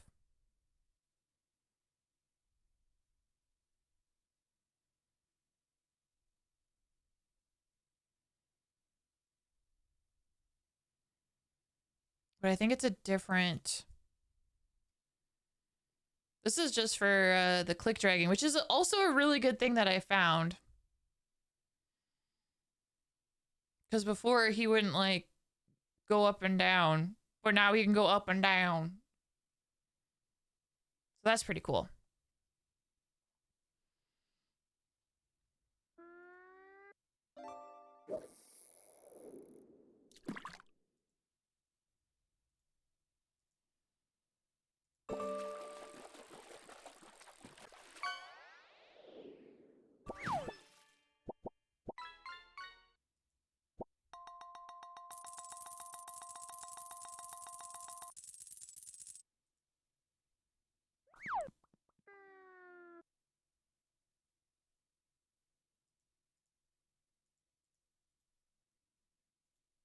I wish I could remember. That's the one thing that I'm missing.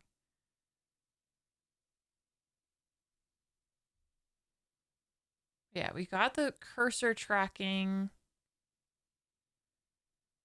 Okay, so let's try this. Live 2D. I'm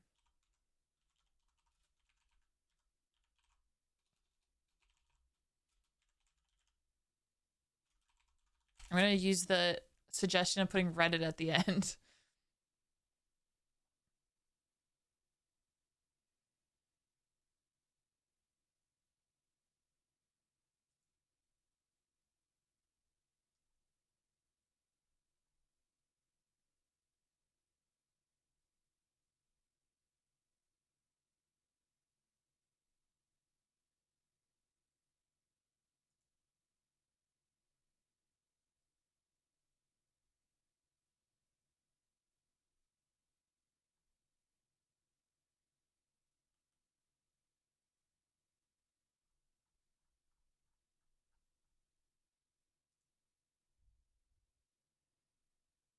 Yeah, I like Reddit for that. Like, I like it when it's real people. I hate this age of AI. I hate it so much. Like, I hate it that it's like something people actively go to answer their questions. Ugh. It'd be a different thing if it was actually pulling it from like sources that know what they're talking about. I don't know, man. I don't know, man. AI sucks.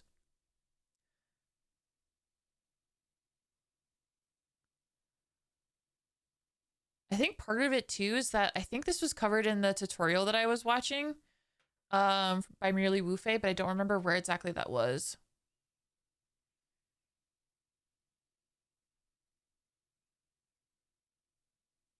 Fuck.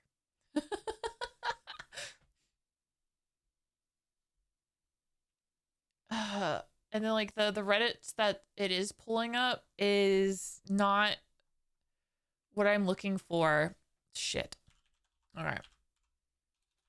Modeling. Exclude.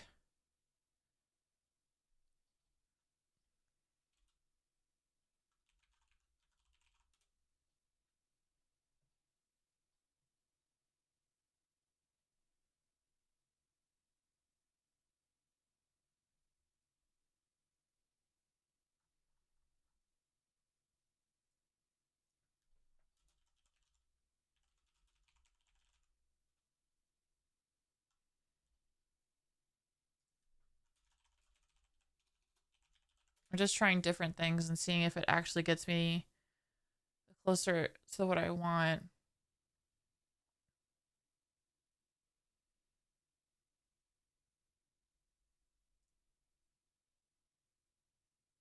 Oh my God.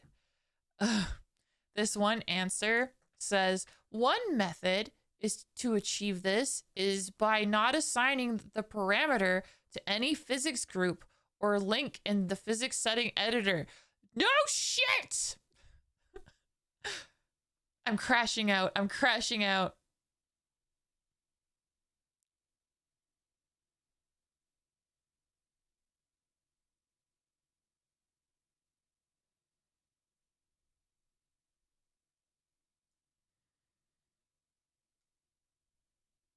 Like, here's the thing. When I like drag it with the mouse, the toggles are behaving, right?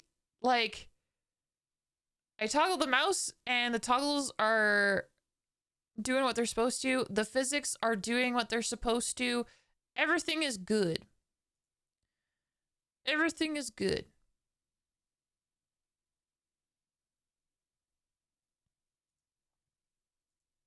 But as soon as I turn on this, suddenly the toggles are like, I'm physics now. The tracking and the mouse are using different hooks. Yeah, that's so weird. Okay, we're going to close and reopen. I think we're gonna do that and see if that changes it, because I don't know. My Google foo is not strong. It's possible that I'm not using the right terminology, which makes it difficult to figure out. But I think the only thing that's frustrating for me is I know there's a way to do it because I did it because I turned off cheek puff. But damned if I can remember how to do it again. Oh, and then you can see my background. This is from Blood Hunt. I didn't play a lot of Blood Hunt, but I like the Nosferatu style. I love Nosferatus.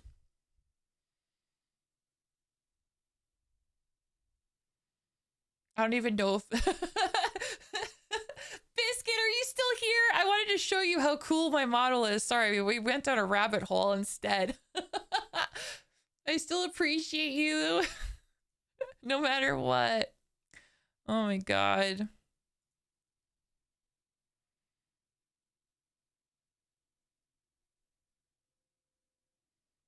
Good thing I saved. Okay, let's see if that fixed it. Maybe it did, maybe it didn't. If it didn't, then at the very least, it means that it's something I could fix. In theory. In theory, it should be a thing I can fix.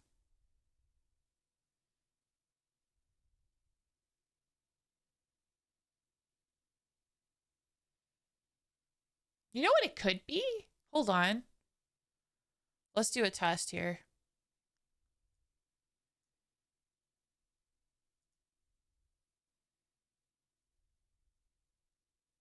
Okay. Okay. All right. Solved the issue. Figured it out. Okay. So, it's not in VTube Studio, it looks like. It looks like it has something to do with my model and how it's rigged. And how my model, when piloting Vittorio, affects Vittorio. When I put on Vittorio, suddenly the model works as it should. All right. Mystery solved. Okay. Where was I? Okay, I'm doing a tour of everything that I've done.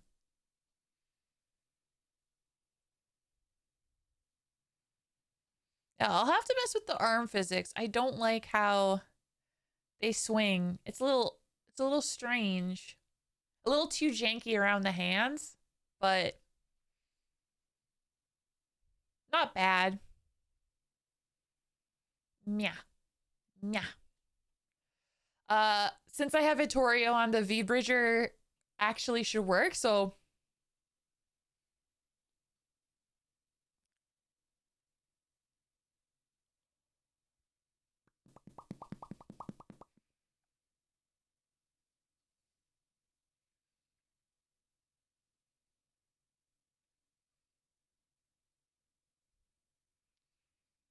it's like my favorite part.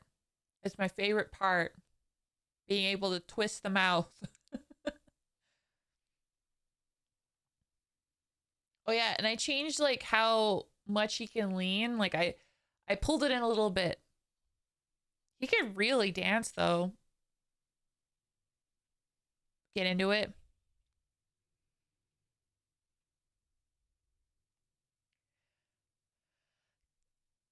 Ah, it's so cool.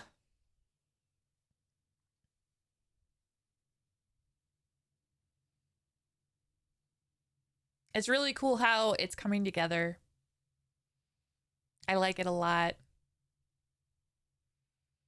And yeah, I really like V Bridger. There's some things about it I gotta tweak and test out a bit more. I like how lip syncing just like goes to another level with V Bridger. Uh but I gotta get better with the mouth rigging a little bit too. Practice. Yeah, like what, like for some reason when I have like when I press my lips together, his mouth opens. And I feel like I messed that up. Anyway. Anyway, can I even turn on crying? I can.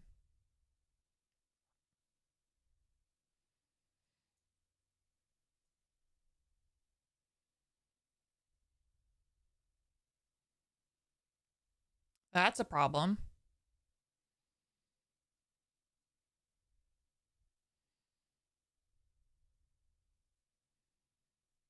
Okay, I have a feeling that that has to be tied with wow, that's really off.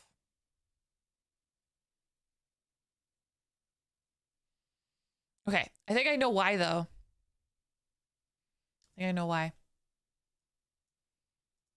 Okay, but yeah, we solved some puzzles. Solved some puzzles. Something about my model is making all of the toggles freak out.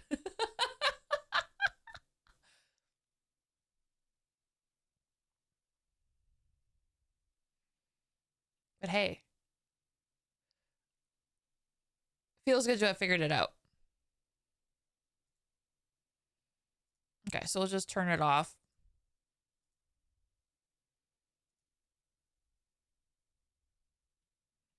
Okay, and then figure out why the heck.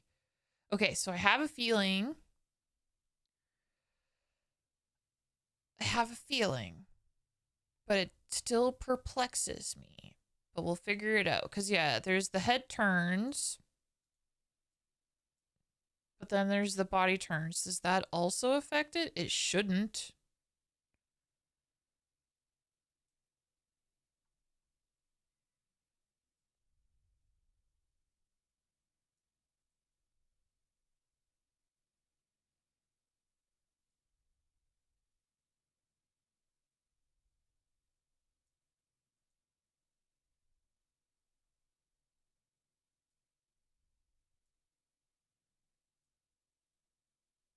Oh, maybe I didn't save.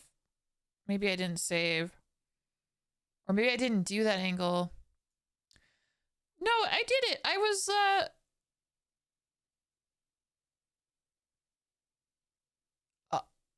I lost my progress? I lost my progress.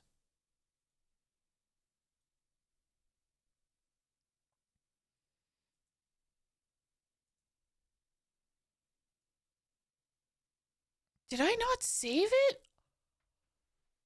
What? I could have sworn I saved it. I must have undid it somehow. Well, shit. Oh, wait. There we go. That was the problem. It's fine. It wasn't on. It wasn't on. I forgot that I put the teardrop warp on a toggle. Okay. It's fine. Oh my god. I lost my mind there for a second. It's like, what the frick? I swore I saved it. I did. Did I scare you guys? I scared myself.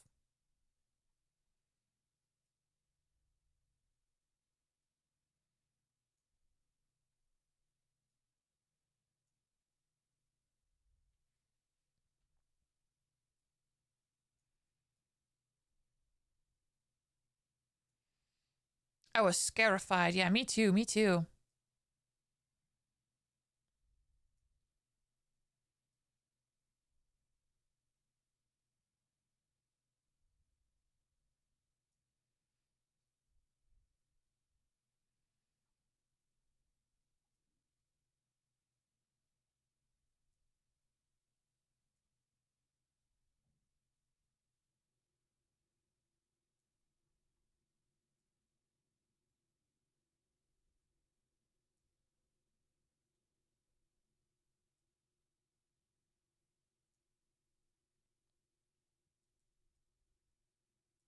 Just test different stuff.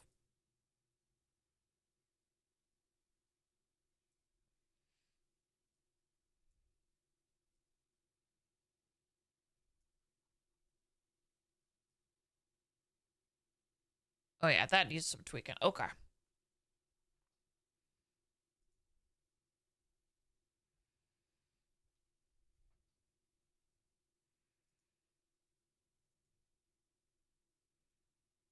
That being said, I don't think I officially synthesized corners, so let me do that now.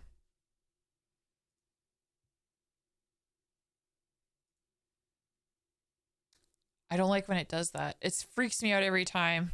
It like automatically turns all the toggles off. It's crazy.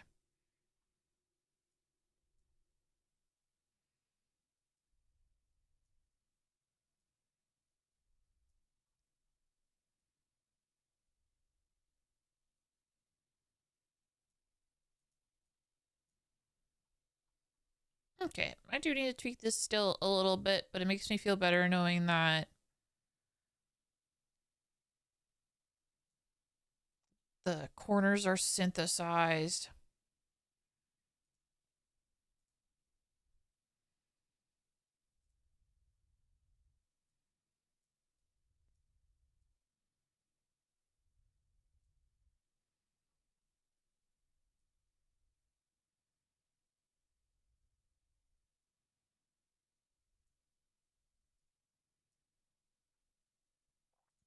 I still like that it does this though, because it makes it so easy to be like, aha, at this point, I need to pull it over here.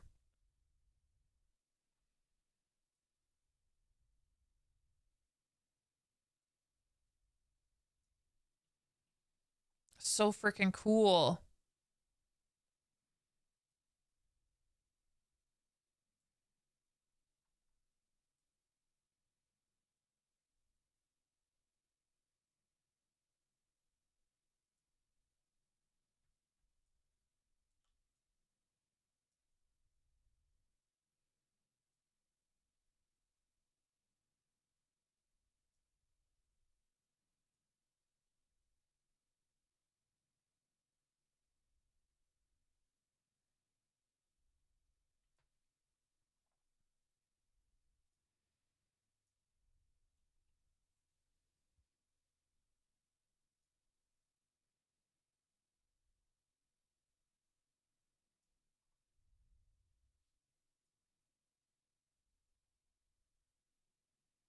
God, I love that.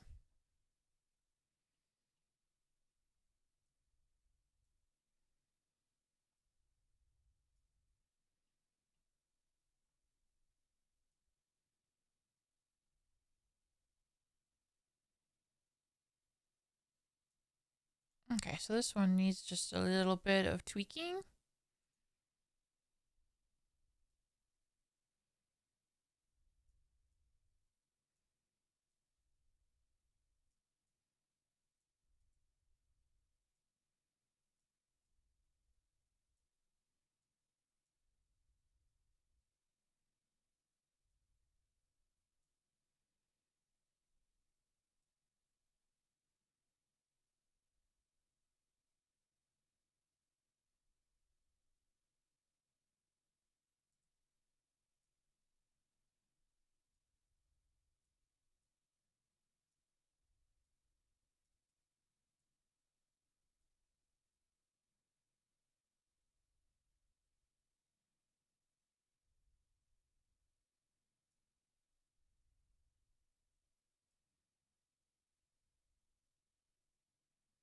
It's kind of interesting that like at this point it kind of looks like he has like and maybe he's like you know how like you can like pull the skin of your cheeks into your teeth, making it kind of like a hollow.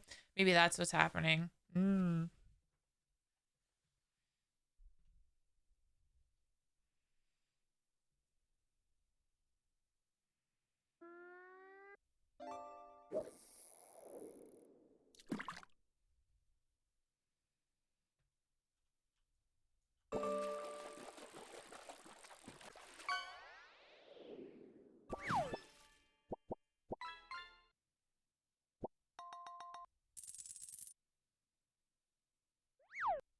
I like that. Okay. Gaunt. Yes, very gaunt.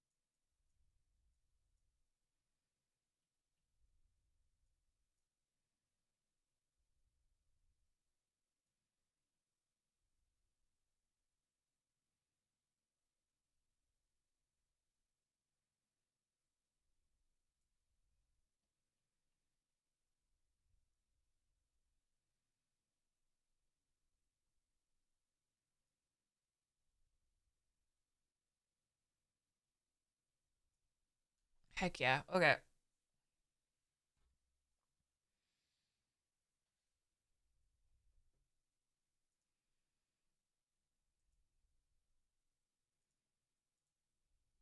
I want to just like try a different, like a random angle.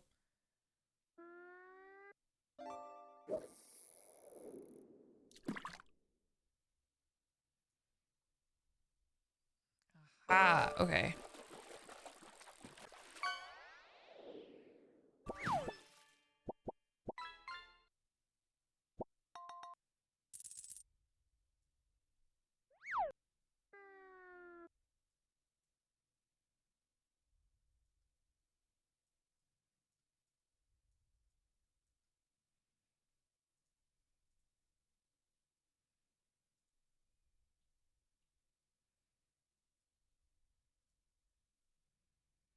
This would be a good one to mess with. Yeah.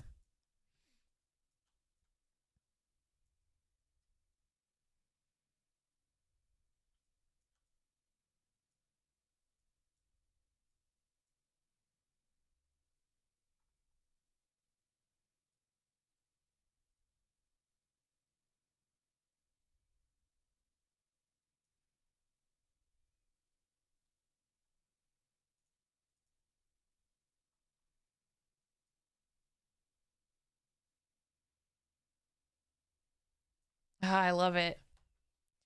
Am I an artist? Yes. Yes, I am. Hello, Senko.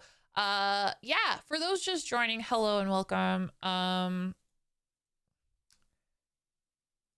Yeah. Okay, I just double checked my title because I like barely ever change it. Because you're really good at drawing your attention, to be honest. Oh my goodness. What a line. Incredible. But yes.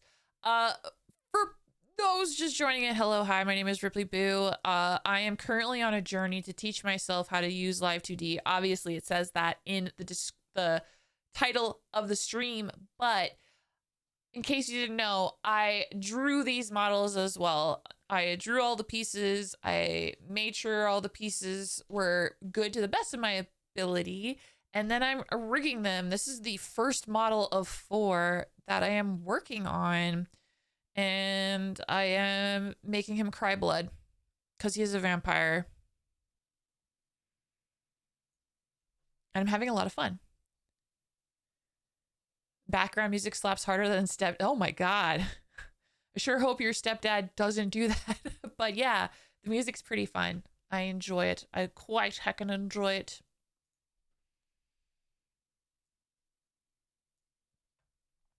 Very appropriate music for vampires.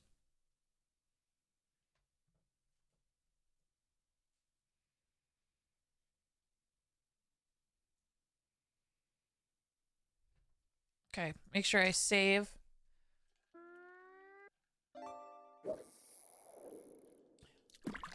Now you're good. He's dead. Cool.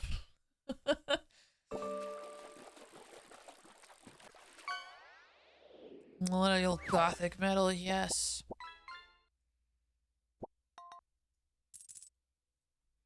All right, so what do we got for the next step here in this tutorial that I'm following for crying?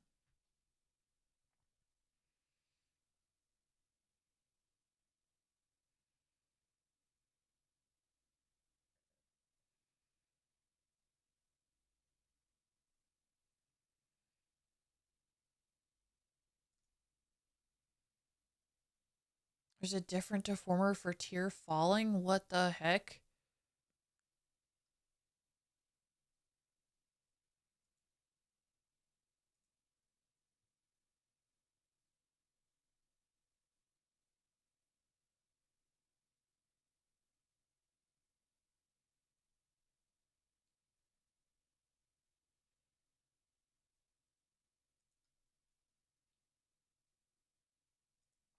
Okay, so next up I'm gonna try and do the masks on the tear falling?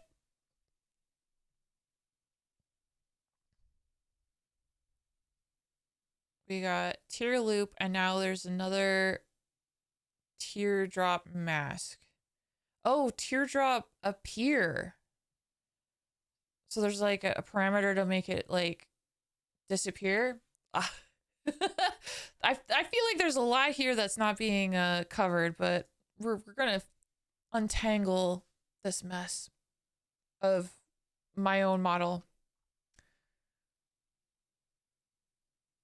Okay, let's get back to the tear streak.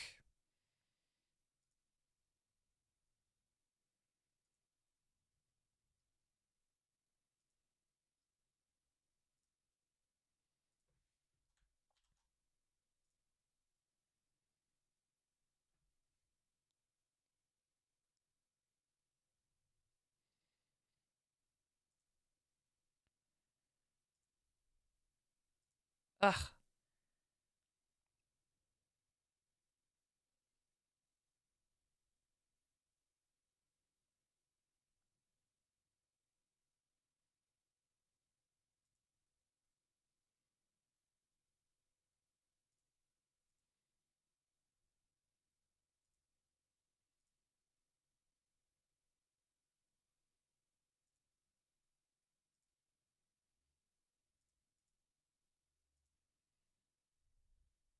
Okay, I'm just moving it around to see. No. Okay. How do I do this? What if I change the draw order?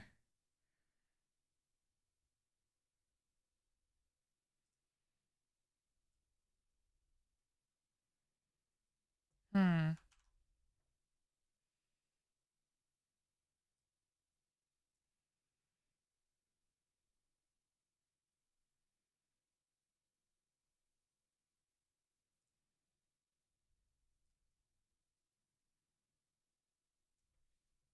Okay, I made this more complicated to myself than I needed to. Ugh.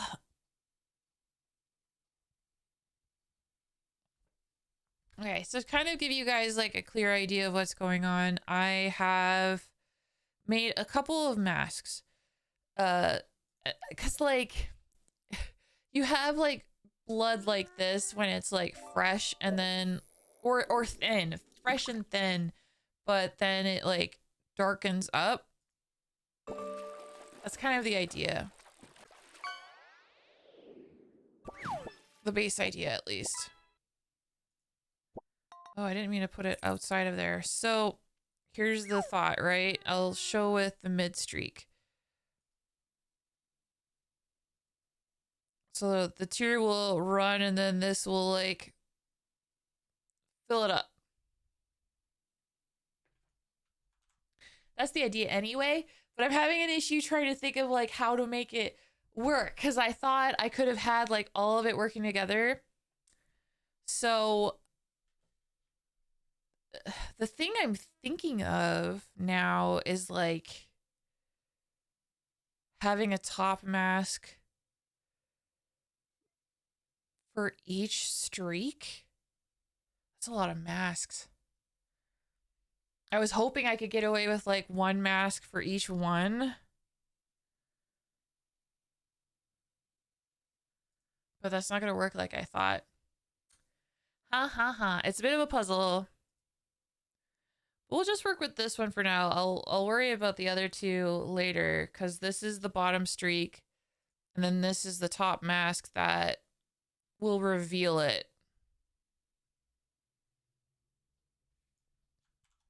That's the idea. So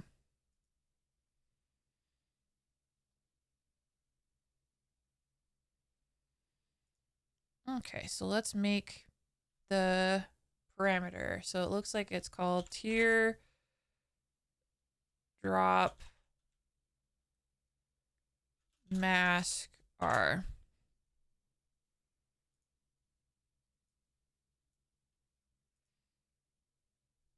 And it also goes up to 10. Oh, whoops. I can fix that. A maximum of 10.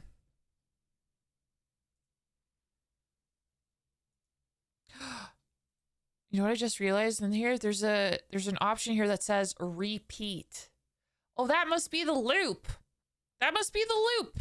Just have it repeat. That makes sense, right?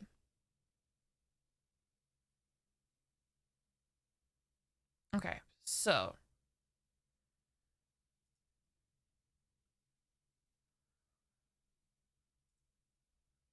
we'll have the top mask go.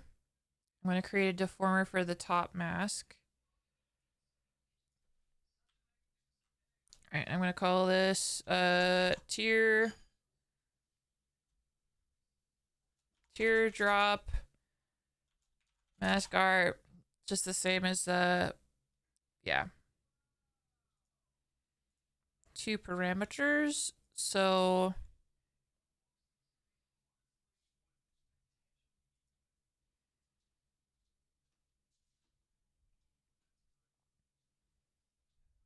maybe at the start, I'll just have it like squish up like that.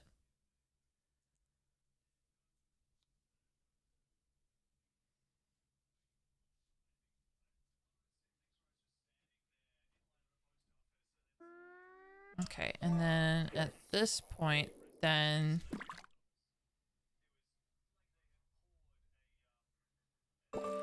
like that. Is there a way to like have them go at the same time?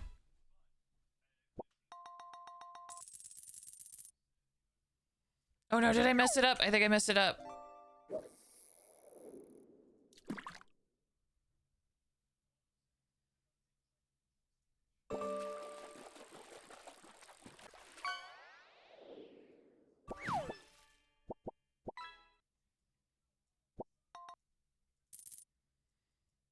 Okay, looking at this, at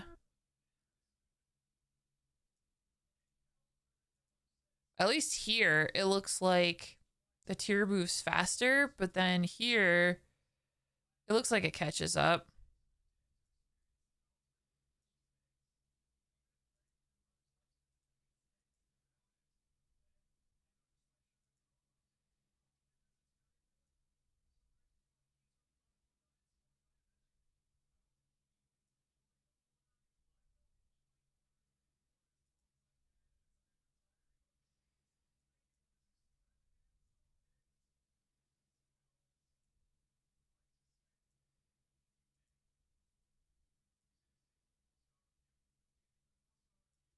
There we go. Yeah, okay, that lines up better. I want to see these at the same time. How do I make them go at the same time?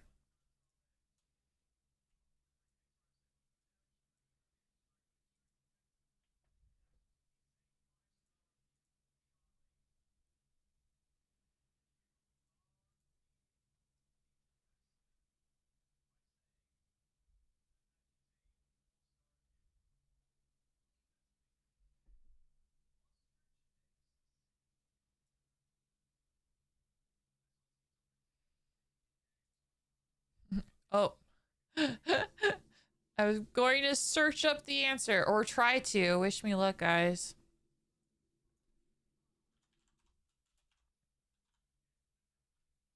Would it just be linking it? Oh my god, would it just be linking it, actually?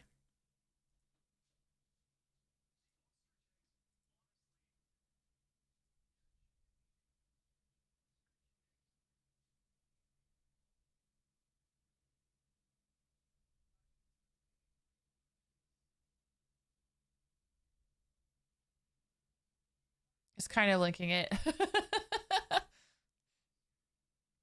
You have to like drag it diagonally, which I'm not the best at doing.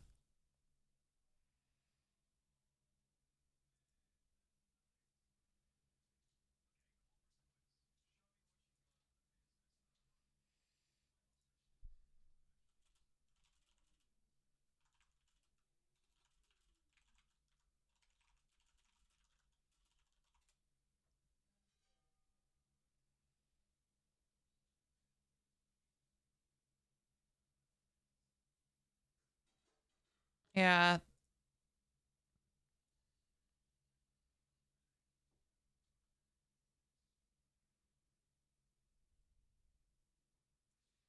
It's a little jank, but that kind of gives an idea of what they would look like in tandem, which is cool.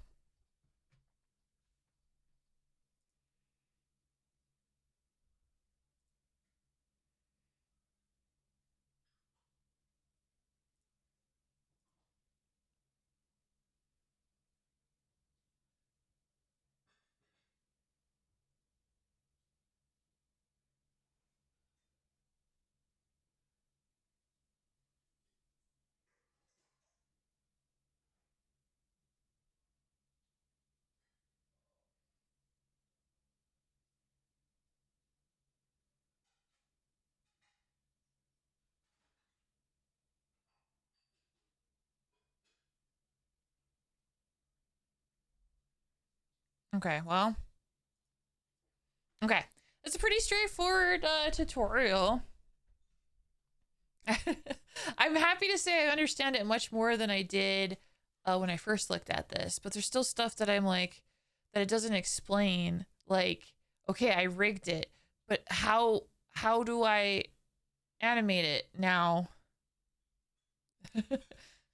What's the next step? How do you do? But I mean, this is the setup for it at least.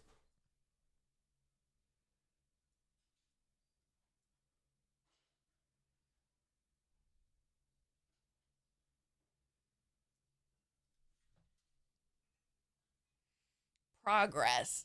Progress.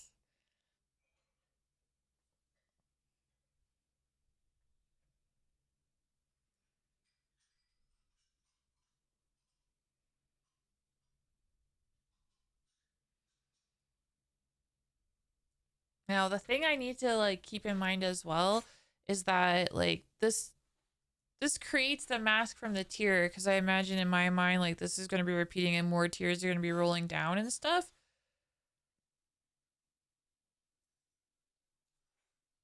But then the question becomes, how does it fade away?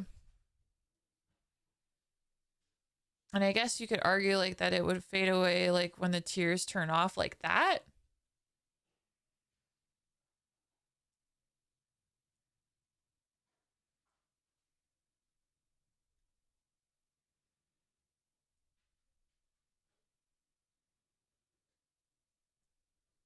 Cause yeah, I'd like that to come down, and then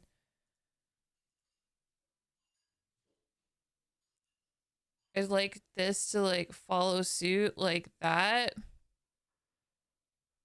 And then the darker color to follow suit as well. Can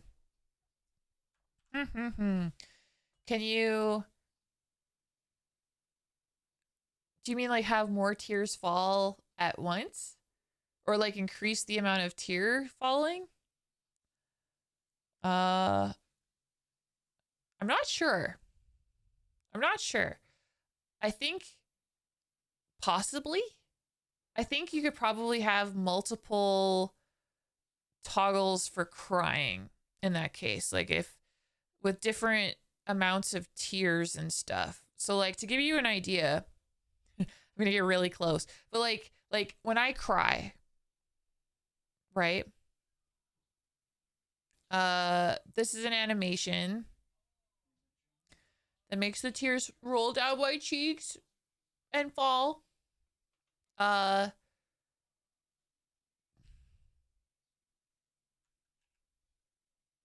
believe you made me a floating head at this stage.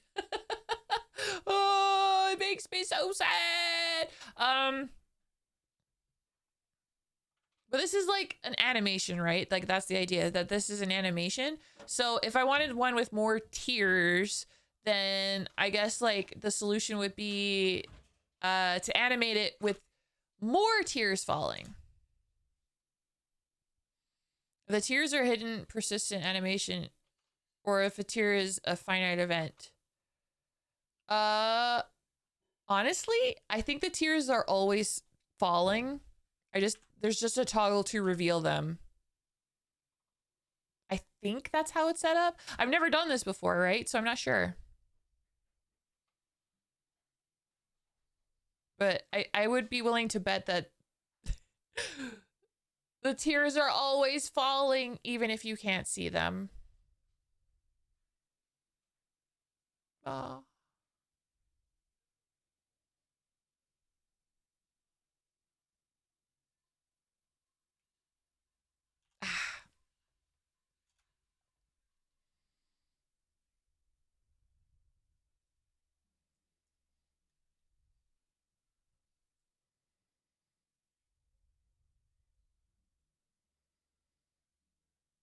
Because, yeah, I think I could have it set up so that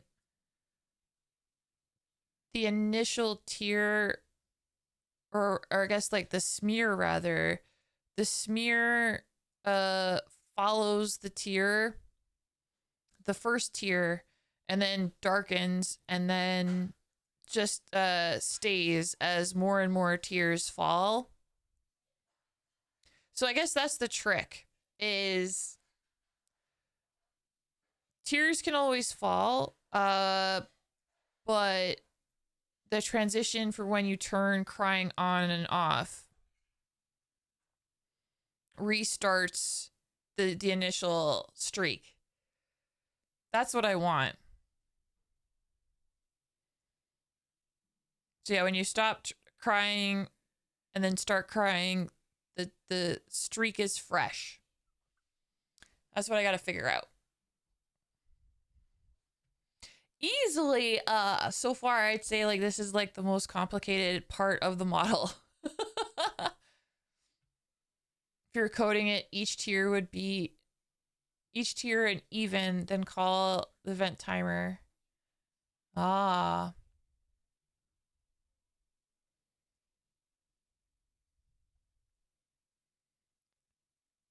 Multiple, yeah. And I don't need to have multiple tier animations. The one tier animation should be good enough.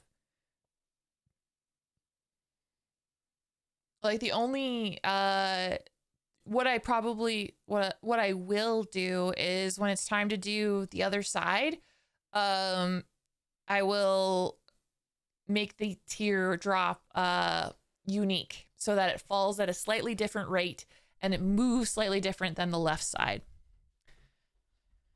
Because, yeah, teardrops shouldn't be symmetrical. No, no, no, no.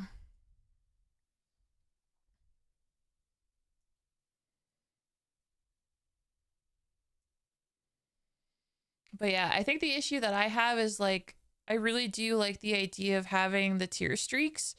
But I'm just not sure how to, like, make it complete. And This tutorial that I'm following was good in explaining it, but then it doesn't explain like I want the full thing, you know? Like what's the next step? What the heck? I want the full thing, but this is a good start at least. It's a good start.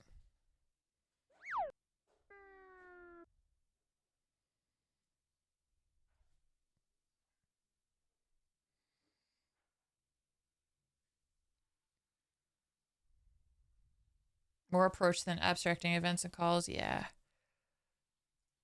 I'm just trying to think of like how I want to do this because I feel like in my mind having it follow this I think would be the best. So maybe let's try that and then see how I like it.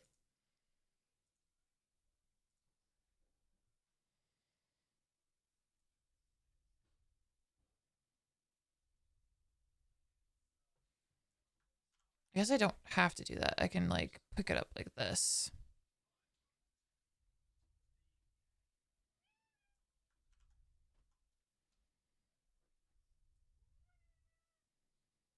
Can you guys hear my kitty? Hi, Nadia. Hi. I'm just trying to figure out tears. Do you want to see the tears, Nadia? Here, let me show you the tear rolling down the cheek. And then I have it set so that if he turns his head this way, then the tear follows the cheek. Yeah. He cried blood. She wants the food. Yeah. She always wants the food.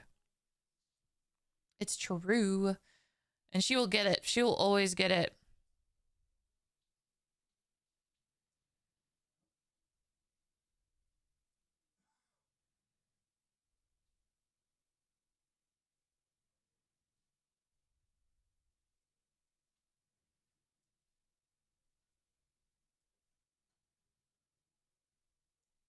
Okay, I think to make this work, I need to make it like start up here.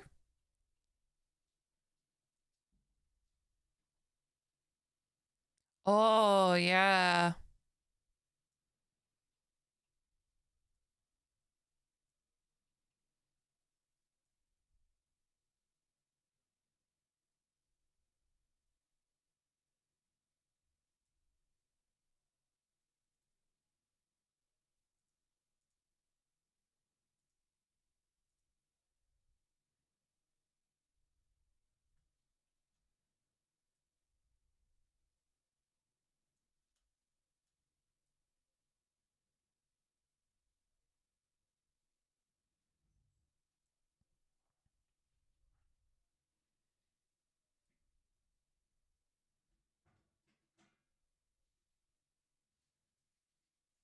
Oh, yeah.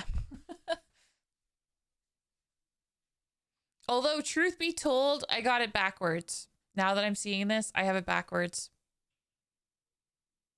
That's kind of the effect that I want, but I'm realizing it needs to be backwards. Okay, I have to think about this. Okay, we're getting closer. Okay, okay.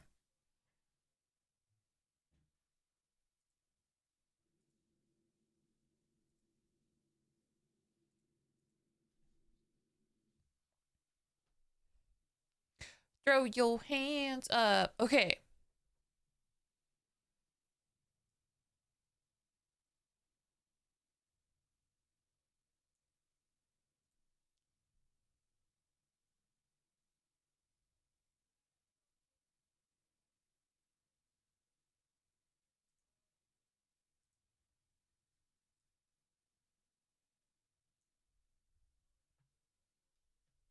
Value equals 1 minus value. Yeah. I think. Okay, okay, okay. So.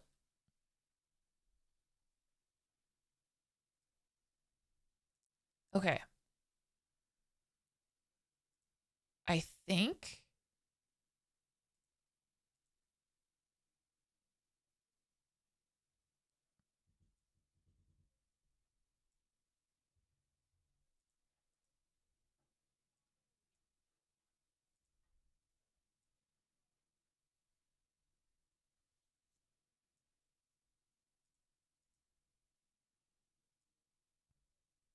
I think the thing that's wild is that these just show if they're clipped to it, but they won't when they're moved. Okay, so I'm thinking. I think, okay, here's what I think. I have the mask, which reveals the bottom tier streak. So this turns on, and then this would be on for the entirety of the cry. And then when it's off, and then it starts the animation again. What I think I want is I want the darker colors to sort of follow the tear streak, but then get washed away. So I'm just trying to decide what the best way to like try and do that would be. I could put it on the same parameter for the teardrop loop.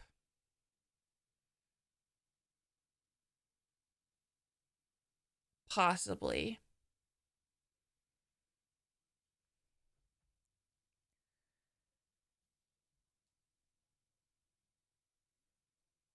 I could also put on its own parameter. I'm just trying to, I think the only problem I'm running into mentally is like, I'm not sure what the better approach is.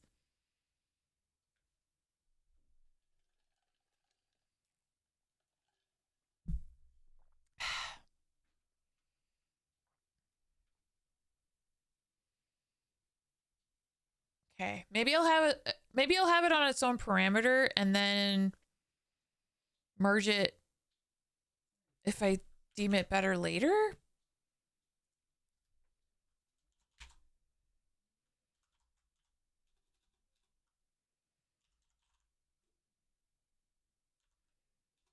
Okay, I'm gonna call this tier streak loop R.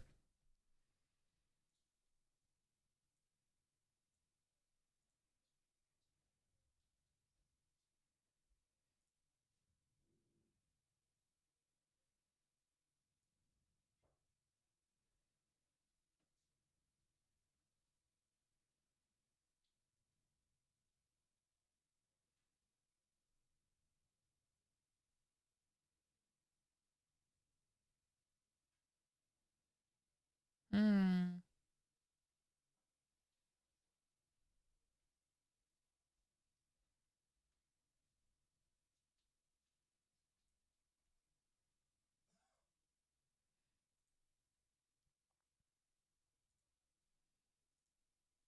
No, I've decided I'm going to make it the same as the teardrop loop.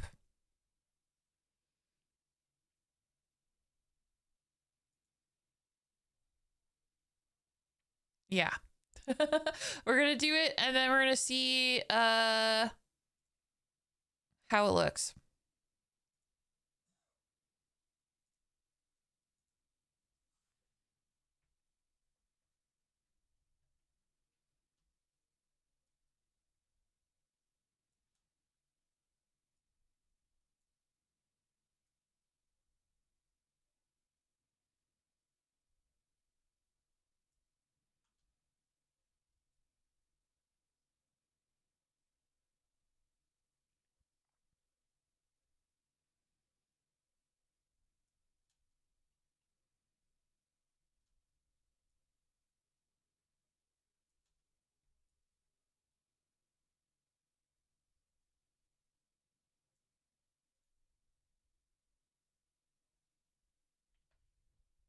Okay, I can make this match up better.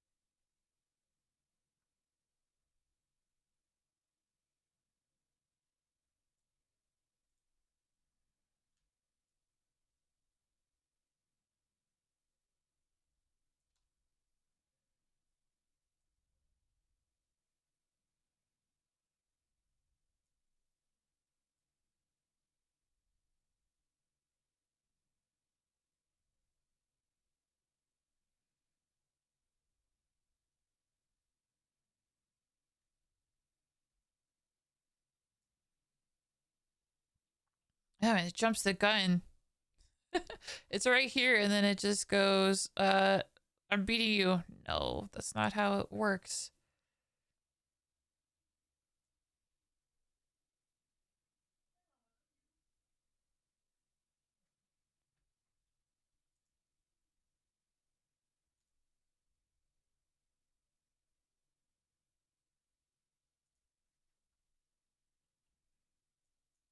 Okay, I know what I need to do. I think it like, if I go like that, but then just like squish it. Maybe that would be better. Oh, yeah. Oh my God, genius.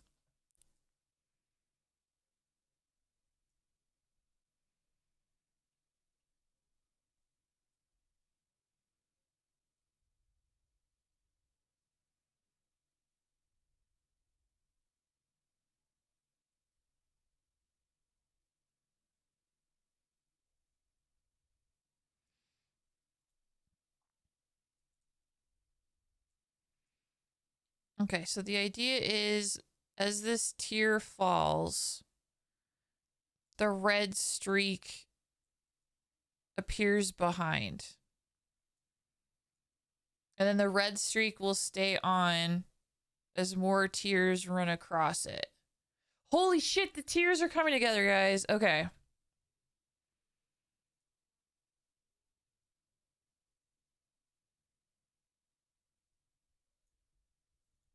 Okay, so there's that one. All right, so let's do the dark tier next.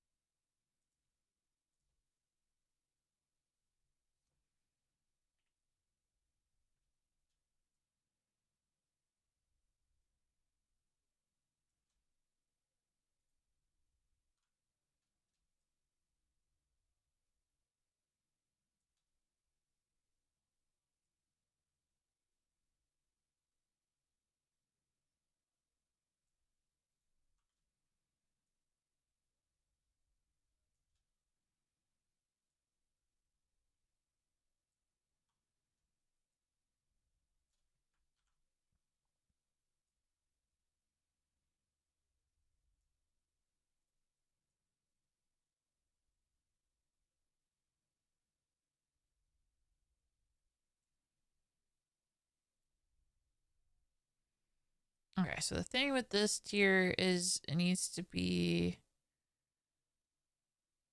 shorter than the tail behind it.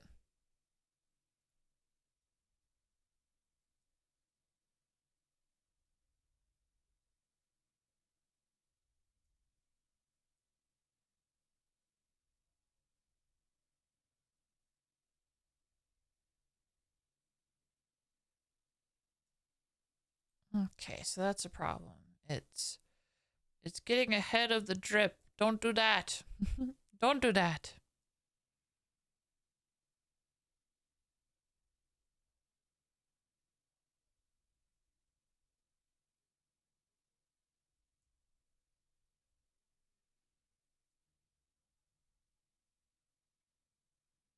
Okay. Okay, okay, okay.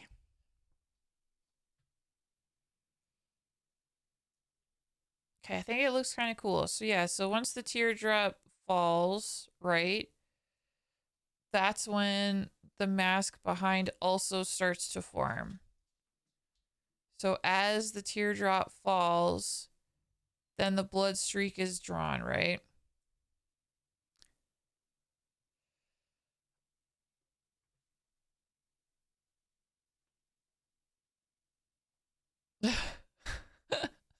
Don't give it. Wait a minute. Oh my gosh.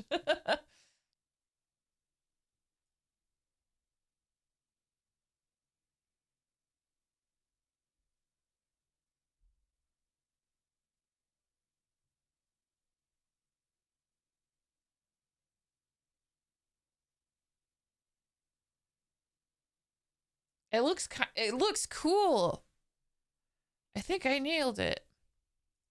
I think.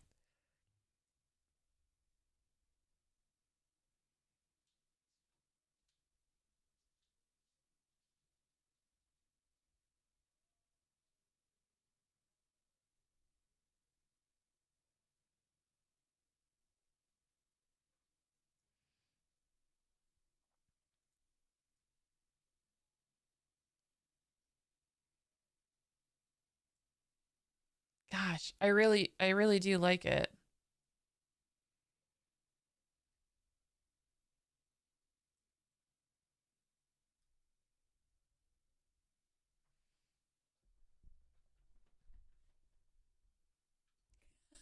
He's crying. Okay, I think this is a good place to pause. We're almost at the end of the stream, but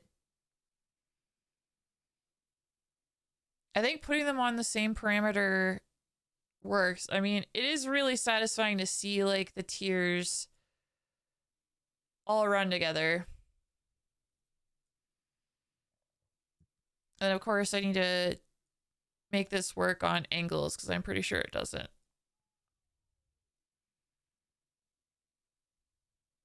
Yeah, not quite. It's a little off. For a second, I was like, oh, never mind. It's good. But no, it's a little off. So we got to tweak it just a little bit. But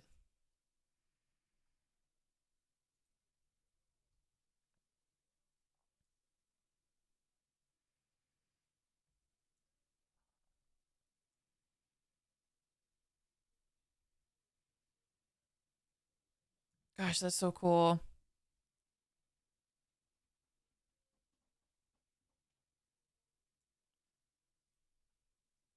Okay, but yeah, that'll be next time. More finessing, more finagling. I'm probably gonna do some research off stream to see like once I've like got all the parameters for this stuff, how do I make it so that like I can make it animate and just play for the model, right? That's what I gotta figure out.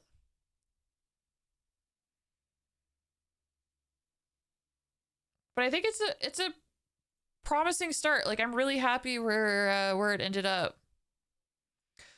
I honestly think this is like the coolest part though. Like when the tear starts to fall like this, and I gotta fix it a little bit. It's still peeking out, but like having the trail sort of like appear. Oh, I see. More stuff I have to finesse. More tweaks, but having that all show up is really heckin' cool. Because okay, I turned off the warp, that's why.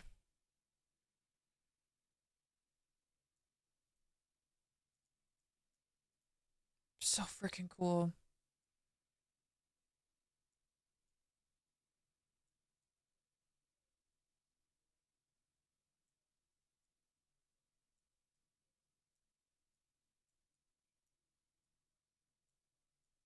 Yeah, to have it all line up, so freaking cool. So awesome. So I'm gonna save my work. Oh my gosh. Progress, progress, progress. And each of the 4 vampire models that I'm gonna be working on, they're all gonna cry blood.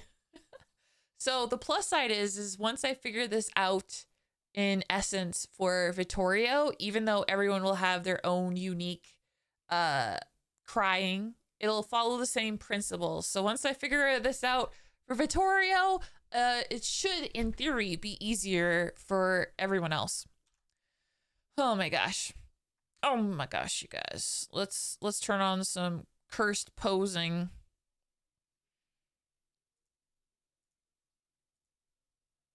Cause yeah, once I get this down pat and decide all the other toggles as well, Vittorio's done. He's getting close. So if not this week, definitely soon. Very soon. Oh my goodness, you guys. Guys, I want to make sure that you guys know that I appreciate you. Thank you for hanging out with me today as I continue my live 2D journey in making him cry blood. Hopefully tomorrow, not tomorrow, Wednesday, when I'll stream again, I'll make even more progress and finish up the crying. So yeah, I hope to see you guys then. It'll be happening at the exact same time, 6 p.m. PT. If you want to keep up with my streaming schedule or what the heck I'm up to, please follow me on Twitter, Blue Sky, or join the Discord as I update all of those places pretty heckin' regularly. I also post all of my VODs on YouTube, so if you're curious of how this journey has begun and how long this journey has taken, you can pop over there and take a peek. It would mean the world to me if you subscribed. If you do that, thank you. Here are the raid messages, guys, to copy paste, be ye subbed or not subbed, because we're gonna go on a heckin' raid, and it would mean the world to me if you would share the love, copy paste a message. Hell yeah. My brain is falling out my butt. There was so much going on tonight, so much learning, and I feel like a lot of progress was made, honestly and truly. Yeah. So I'm gonna send you guys over to Lampy Moth, who is currently live doing miniature painting. That guy is so heckin' creative, always doing amazing stuff all the time. I didn't know he painted minis, so let's go over there. Let's say hi. Let's see what he's heckin' doing, and I will let you guys go. I hope you guys have a lovely evening. Take care, stay safe, and like I said, I'll see you guys on Wednesday night when I will be continuing this adventure with Vittorio and see if we can complete making him cry blood. Until then, goodbye.